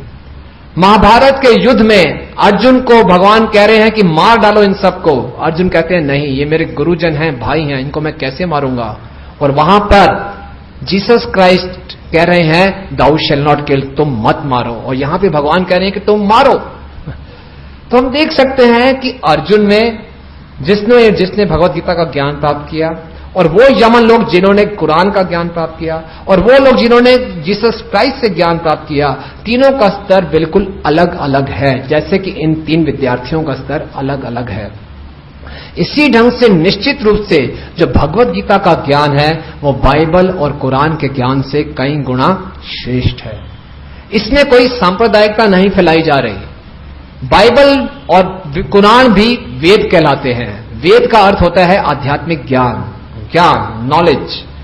निश्चित रूप से वो भी ज्ञान है, लेकिन टाइम, प्लेस और सर्कमस्टांसेस के हिसाब से अलग अलग लोगों को दिया गया है। नेक्स्ट, फिर भी इन तीनों शास्त्रों में काफी बातें एक जैसी हैं। जैसे कि भगवान है, भगवान से हमें प्रेम करना चाहिए, भगवान के नियमों का पालन करना चाहिए, भगवान की सेवा करनी चाहिए, कोई पाप नहीं करना चाहिए, भगवान के नामों का हमें उच्चारण करना चाहिए, हमें गुरु की शरण ग्रहण करनी चाहिए। तो ये सारी की सारी बातें बाइबल, कुरान और वेदों में एक जैसी हैं। लेकिन कुछ तथ्य हैं जो केवल वेदों में मिलते हैं, बाइबल कुरान में नहीं मिलते। जैसे कि एक छोटी डिक्शनरी आती है, पॉकेट डिक्शनरी। पॉकेट डिक्शनरी में भी रैट, बैट, कैट छोटे छोटे शब्द मिल जाएंगे, और ऑक्सफोर्ड डिक्शनरी में भी। लेकिन जो कुछ मुश्किल मुश्किल शब्द हैं वो कहां मिलेंगे? कहां मिलेंगे? ऑक्सफोर्ड डिक्शनरी में। पॉकेट डिक्शनरी में नहीं मिलेंगे। इसलिए ये जो साधारण बातें हैं वो वेद कुरान में भी मिल जाएगा, बाइबल में भी और वेदों में भी। लेकिन कुछ खास खास बातें हैं जो केवल वेदों में ही उपलब्ध हैं, क्योंकि योग्यता के अनुसार। प्रोफेट मोहम्मद ने केवल 3 साल प्रचार किया और उनको कोड़े मारकर बाहर निकाल दिया गया। जीसस क्राइस्ट ने भी लगभग 2-3 साल प्रचार किया और उनको सूली पे चढ़ा दिया गया, क्योंकि वो लोग इस ज्ञान को भी स्वीकार नहीं कर पाए। इसलिए जीसस क्राइस्ट ने कहा कि मैं आपको केवल उतना ही ज्ञान दे रहा हूं जितना आप समझ सकेंगे, मैं आपको पूर्ण ज्ञान नहीं दे रहा। लेकिन भगवान ने गीता में अर्जुन को कहा कि मैं तुम्हें सब कुछ बता रहा हूं, ज्ञानम तेहम सविज्ञानम इदम वक्ष्यामि अशेषता यद ज्ञात्वा न भूयो अन्न ज्ञातव्य विशिष्यते, कि पूरा ज्ञान दे रहा हूं जिसको जानने के बाद और कुछ जानने योग्य नहीं रह जाएगा। तो इसमें हम समझ सकते हैं कि कितना अंतर है भगवत गीता, बाइबल और कुरान में। Next please. कुछ कंसेप्ट्स बताए गए हैं मीट ईटिंग के ऊपर। इस्लाम में कहा गया है कि हम हर पशु को खा सकते हैं, सुअर और कुत्ते को छोड़कर। लेकिन इन पशुओं को खाने के लिए भी हमें मंत्रों का उच्चारण करना पड़ेगा। तो अक्सर मुसलमान लोग हलाल करते हुए कुछ मंत्रों का उच्चारण करते हैं। जी, बाइबल में कहा गया है कि हम प्रतिदिन मीट खा सकते हैं शुक्रवार को छोड़कर, और सनातन धर्म में कहा गया है कि मीट खाना अति पापपूर्ण कार्य है। मैथुन के ऊपर इस्लाम में कहा गया है कि आप मां और बहनों के साथ मैथुन संबंध स्थापित ना करिए, आप ज्यादा से ज्यादा 4 विवाह कर लीजिए। क्रिश्चियनिटी में कहा गया है it's better to marry than to burn with passion, अगर आप अपनी इच्छाओं को नियंत्रण नहीं कर पा रहे तो विवाह कर लीजिए। लेकिन सनातन धर्म में कहा गया है कि ये मैथुन की इच्छा एक खुजली के समान है, इसको अगर हम कोई धीर व्यक्ति सहन कर ले तो जीवन के चरम लक्ष्य को प्राप्त कर सकता है। तो हम देखेंगे इन दोनों विषयों के बारे में अलग अलग आदेश दिए गए हैं बाइबल, कुरान और शास्त्रों में। नेक्स्ट, अब हम इनकी आयु देखेंगे। इस्लाम इस पृथ्वी पे आया 1300 वर्ष पूर्व, ईसाई धर्म आया 2000 वर्ष पूर्व, बौद्ध धर्म आया 2500 वर्ष पूर्व, भगवत गीता भगवान ने कही बोली 5000 वर्ष पूर्व। और 5000 वर्ष पूर्व भगवत गीता जो भगवान ने बोली, तो भगवान ने अर्जुन को यह भी बताया कि लाखों वर्ष पूर्व मैंने यही ज्ञान सूर्य के देवता विवस्वान को दिया था, और वही ज्ञान दोबारा तुम्हें दे रहा हूं। तो जो सनातन धर्म है, जो वैदिक ज्ञान है, ये सृष्टि के प्रारंभ से है। एक बार एक प्रेस रिपोर्टर ने शिला प्रभुपाद से पूछा कि वेदों की क्या आयु है, वेद कितने पुराने हैं। शिला प्रभुपाद ने उत्तर दिया कि वेद का अर्थ है ज्ञान, और ज्ञान की कोई आयु नहीं होती, ज्ञान की कोई आयु नहीं है। सृष्टि के शुरुआत से ही ये ज्ञान चला आ रहा है। जीसस क्राइस्ट ने कहा कि I am the son of the God, मैं भगवान का पुत्र हूं। जीसस क्राइस्ट ने यह नहीं कहा कि मैं भगवान हूं। प्रोफेट मोहम्मद ने क्या कहा? आई एम द मसीहा ऑफ द गॉड, कि मैं भगवान का भेजा हुआ दूत हूं। और भगवत गीता में भगवान श्री कृष्ण स्पष्ट रूप से कह रहे हैं 7वें अध्याय के 7वें श्लोक में, मता परातरम ना अन्यत् किंचित् अस्ति धनंजया, कि मेरे से ऊपर और कोई सत्य नहीं है। अहम सर्वस्य प्रभवो, कि मैं ही सब कारणों का कारण हूं, मैं ही परम भगवान हूं। तो स्पष्ट रूप से वैदिक शास्त्रों में बताया गया है कि भगवान कौन है। अब अंतिम चरण में ये प्रश्न फिर भी हमारे दिमाग में रह गया कि भगवान कौन है। ये सब तो हमने भी लक्षण सुने हैं, लेकिन कौन है वो व्यक्ति जिसकी शरण में जाकर मेरी सब समस्याओं का समाधान हो जाएगा? कौन है वो व्यक्ति जिसके साथ मेरा बहुत ही घनिष्ठ संबंध है, सनातन संबंध है? कौन है व्यक्ति जो परम नियंता है, परम भोक्ता है, परम स्वामी है? किस व्यक्ति के बारे में जानकर मैं जन्म मृत्यु के चक्कर से छुटकारा पाऊंगा? कौन मुझे शाश्वत आनंद देगा? आखिर वो कौन है? कौन है वो? तो देखिए, गॉड, हु इज गॉड? इस प्रश्न का उत्तर हम जानने का प्रयास करेंगे। गॉड को कहते हैं भगवान। भगवान शब्द दो शब्दों से बना है, भग और वान। भग का अर्थ है ऐश्वर्य, वान का अर्थ है जिसके पास ये ऐश्वर्य हो। विष्णु पुराण में पराशर मुनि जी, जो कि वेदव्यास जी के पिता हैं, उन्होंने बहुत सुंदर श्लोक की रचना की है। तो आप सबसे निवेदन है कि आप सब ये श्लोक मेरे साथ बोलिए। ये श्लोक सामने ऊपर लिखा हुआ है, ऐश्वर्यस्य समग्रस्य वीर्यस्य यशाश्री ज्ञान वैराग्यश्चैव क्षणं भग इति गणा। मैं जानता हूं कि गर्मी काफी है, समय काफी हो गया, आपका उत्साह कम हो रहा है, लेकिन एक अंतिम चरण में, कहते हैं लास्ट लैप है, दोबारा से उत्साह दिखाइए और पूरे उत्साह के साथ इस मंत्र का उच्चारण कीजिए, क्योंकि वैदिक मंत्रों के उच्चारण करने से वातावरण शुद्ध हो जाता है। तो कृपया करके पूरे उत्साह से बोलेंगे इस बारी, ऐश्वर्यस्य समग्रस्य वीर्यस्य यशाश्री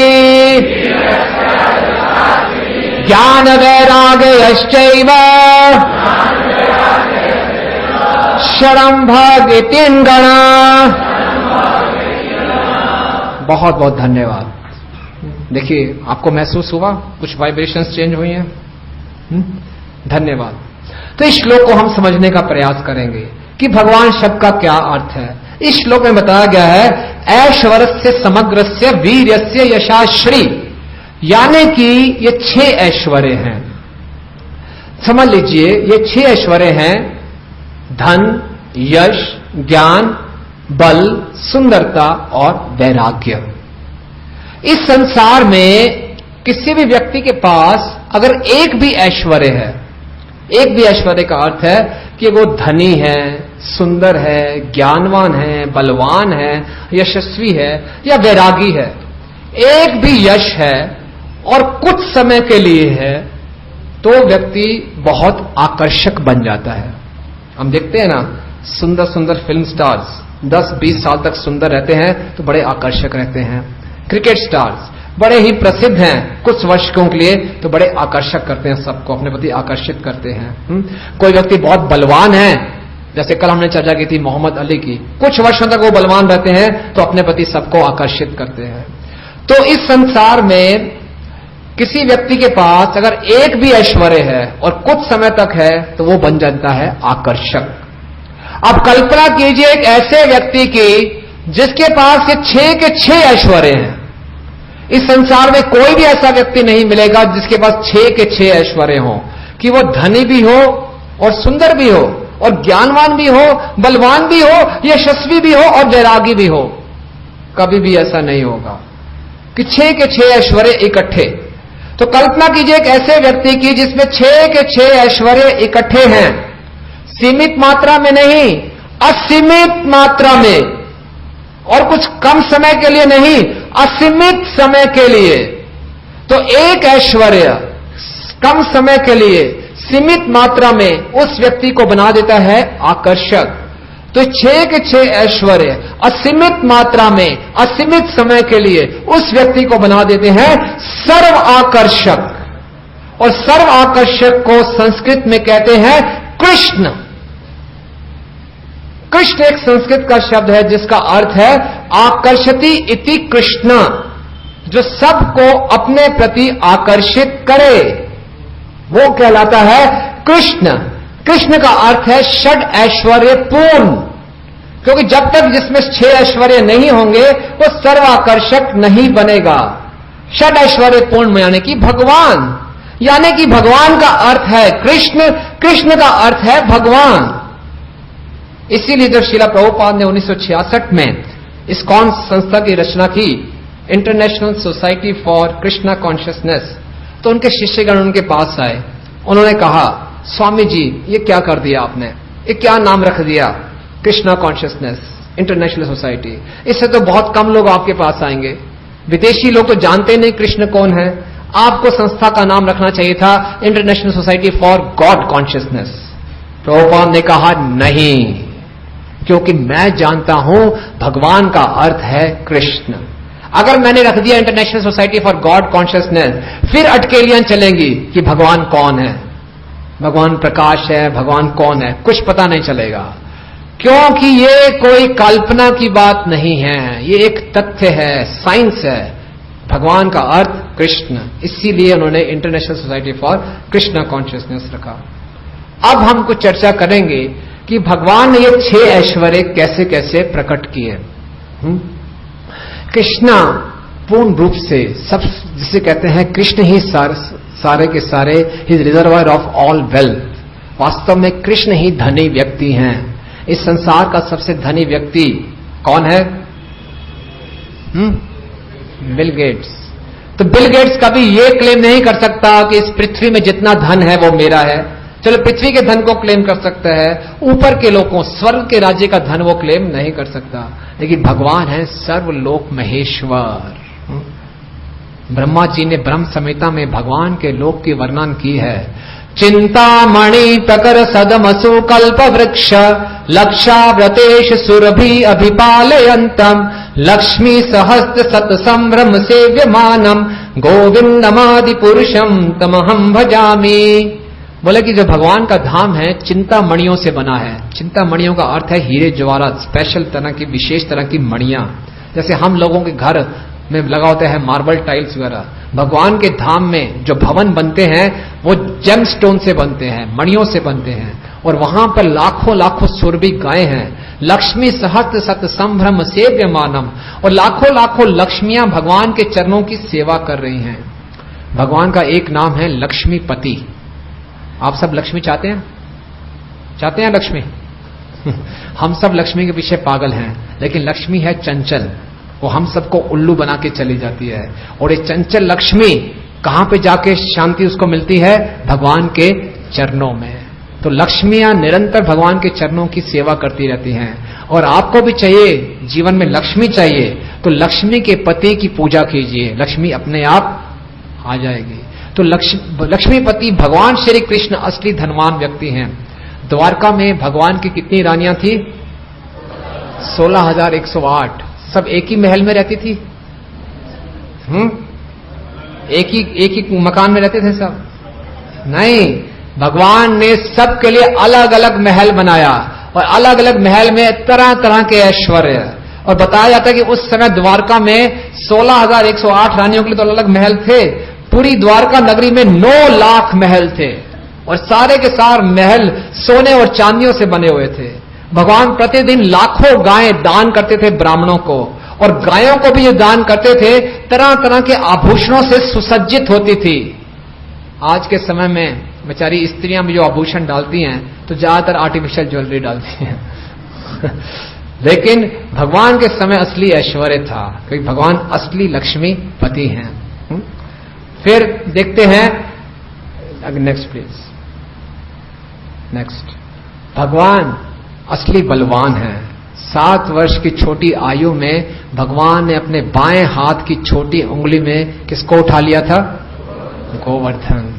और ऐसे उठाया था जैसे कोई रुई का गोला उठाया हो। एक बार श्रील प्रभुपाद जी ने अपनी शिष्या जादू रानी, जो कि एक अमेरिकन स्त्री थी, उसको बोला कि आप ये पेंटिंग बनाइए कि भगवान ने गोवर्धन उठा रखा है। तो जादू रानी जी ने बहुत कल्पना की। नई वो जुड़ी थी इस्कॉन से, अमेरिका में उनका जन्म हुआ था। तो बहुत कल्पना करने के बाद उन्होंने एक पेंटिंग बनाई। उस पेंटिंग में उन्होंने दिखाया कि एक बालक ने गोवर्धन उठा रखा है, उसके बहुत मसल्स हैं, बाइसेप्स ट्राइसेप्स के साथ गोवर्धन उठाया हुआ है। तो श्रील प्रभुपाद जी बहुत हंसे। प्रभुपाद ने कहा कि कृष्ण को गोवर्धन उठाने के लिए मसल्स की आवश्यकता नहीं है, कृष्ण तो बाएं हाथ की छोटी उंगली में उठाया, और कई बार आनंद लेने के लिए वो उंगली नीचे भी कर देते थे और फिर उंगली ऊपर उठा लेते थे। तो ये भगवान का बल। भगवान जब छोटे से थे उन्होंने पूतना का वध कर दिया। हमारे आचार्यगण बोलते हैं कि प्रतिदिन भगवान जब बाहर निकलते थे अपने मित्रों के साथ, तो लंच खाने से पहले कम से कम 2 असुरों को मार देते थे। हंसते खेलते 2 असुरों को मार देते थे। तो यह है असली बल। भगवान चाहे छोटे थे या बड़े, हमेशा बलवान रहे हैं। आज के समय में हम ओलंपिक्स में देखते हैं कि लोग वेट लिफ्टिंग करते हैं, 400 किलो का वेट उठाएंगे और बहुत ही जोर लगाकर 30 सेकंड तक होल्ड करके नीचे गिरा देंगे, गोल्ड मेडल मिल जाएगा। और अगले दिन पेपर में न्यूज आएगी कि इस व्यक्ति ने स्टेरॉइड्स खाए थे, गोल्ड मेडल वापस ले लो। तो भगवान को इन सब अटकलियां नहीं खेलनी पड़ती। भगवान असली शक्तिवान व्यक्ति हैं। Next, Krishna is all fame. यश, असली यश तो केवल भगवान का ही है। इस संसार में जितना भी यश है सब टेम्परेरी है। अगर आज लोग हमारी प्रशंसा कर रहे हैं, कल वही लोग हमें गालियां देंगे। हम सब देखते हैं ना इस बात को। लेकिन भगवान पूर्ण रूप से यशस्वी है। एक कवि ने कहा है कि इस पूरे आसमान को अगर कागज बना दिया जाए और पूरे के पूरे समुद्रों को स्याही समझा जाए और जितने भी वृक्ष हैं उसको कलम समझा जाए, तब भी भगवान के गुणों की व्याख्या नहीं की जा सकती। कहा गया है कि ऐसा संभव है कि कोई वैज्ञानिक इस पृथ्वी में कितने अणु हैं वो गिन ले, इस पृथ्वी में कितने रेत के कण हैं वो गिन ले, लेकिन भगवान के कितने गुण हैं इसको कोई नहीं गिन सकता। भगवान के गुणों की व्याख्या, उनके एक विस्तार है अनंत शेष। अनंत काल से अपने अनंत मुखों से भगवान के अनंत गुणों की व्याख्या कर रहे हैं, लेकिन फिर भी वो रुक नहीं रहे हैं। ये है भगवान का यश। भगवान का एक नाम है उत्तम श्लोक, यानी कि उत्तम श्लोकों द्वारा भगवान की स्तुतियां की जाती हैं। Krishna is all beauty. देखिए कितने सुंदर लग रहे हैं भगवान। ब्रह्मा जी ने भगवान की सुंदरता का वर्णन करते हुए कहा है, वेणुं कमलंतमरविंदलायताक्षं बर्हावत्सं वसितांबुदं सुंदरांगं कंदर्प कोटि कमनीय विशेष शोभम गोविंदमादि पुरुषम तमहम भजामी। बोले वेणु कमलंतम, भगवान ने सुंदर मुरली को धारण किया हुआ है। अरविंद दलायताक्षम, भगवान के जो नेत्र हैं वो कमल के दल के समान खिले हुए हैं। बर्हावत्सम, भगवान ने मोर का पंख डाला हुआ है। असितांबुदम सुंदरांगम, भगवान के जो कांति है वो बादलों के रंग के समान है। कंदर्प कोटि कमनीय विशेष शोभम, करोड़ों कामदेव की सुंदरता भी भगवान की सुंदरता के आगे फीकी पड़ जाती है। ऐसे गोविंद को मैं नमस्कार करता हूं। देखिए कितने सुंदर भगवान हैं। भगवान की सुंदरता हमेशा बनी रहती है। भगवान को सुंदर दिखने के लिए ब्यूटी पार्लर में जाने की आवश्यकता नहीं होती। हम लोग अगर ब्यूटी पार्लर में कुछ समय ना जाएं तो हमारी सारी की सारी सुंदरता सामने आ जाती है। भगवान सर्व आकर्षक है। कहा जाता था कि भगवान जब वृंदावन में बंसुरी बजाते थे तो भगवान की मधुर बंसी की ध्वनि को सुनकर यमुना चलते हुए रुक जाती थी। गाय के बछड़े गाय का दूध पीते पीते उनका मुंह खुला का खुला रह जाता था। पेड़ नीचे झुक जाते थे, सबके सब स्तब्ध हो जाते थे। और जब भगवान चलते थे तो भगवान के पीछे भगवान की सुंदरता से बंदर भी आकर्षित हो रहे हैं, मोर भी आकर्षित हो रहे हैं, हिरण भी आकर्षित हो रहे हैं, गोपियां भी आकर्षित हो रही हैं। गोपियां कहती हैं कि जब भगवान गायों को चरा कर वापिस आते हैं और मैल मिट्टी से, उनके बाल मिट्टी से भरे हुए हैं और उनके शरीर पर पसीना है, लेकिन फिर भी वो इतने सुंदर लग रहे हैं। गोपियां कहते हैं भगवान की सुंदरता को देखना ही आंखों की सार्थकता है। इस संसार में जो हमारी सुंदरता है वो केवल स्किन डीप है, स्किन डीप। इस त्वचा को थोड़ा सा खरोच दिया जाए तो क्या नजर आएगा?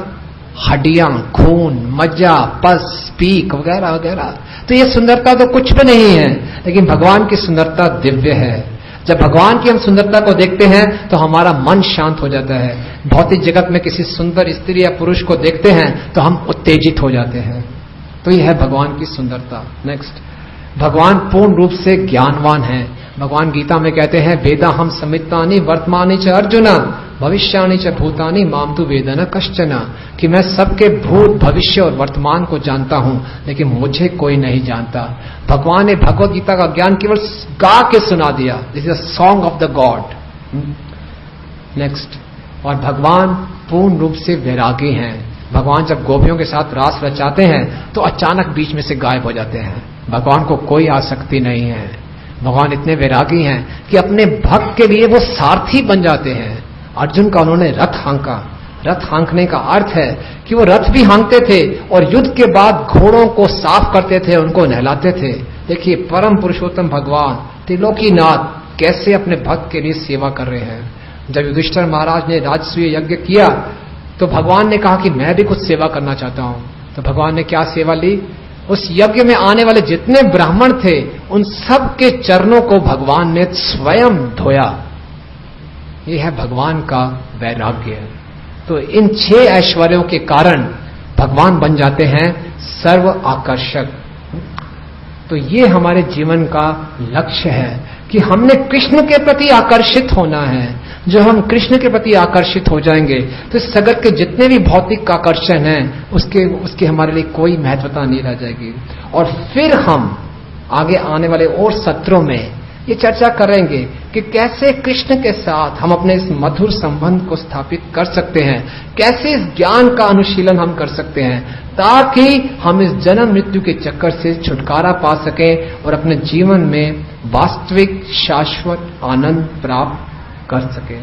तो आज के सत्र में हमने ये चर्चा की कि वास्तव में भगवान है और भगवान के बारे में हम ज्ञान प्राप्त कर सकते हैं किसके द्वारा?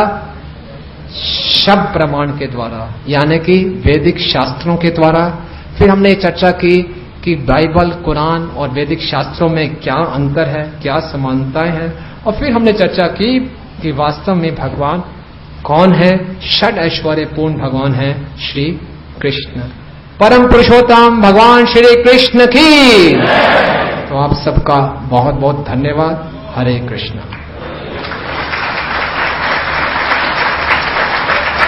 तो एक्चुअली आज भी कोशिश की गई थी कि टाइम से शुरू करने का, अधिकतर भक्त लोग लेट आए। तो किसी का कोई प्रश्न है तो व्यक्तिगत रूप से हमें पूछ सकता है। हरे कृष्ण।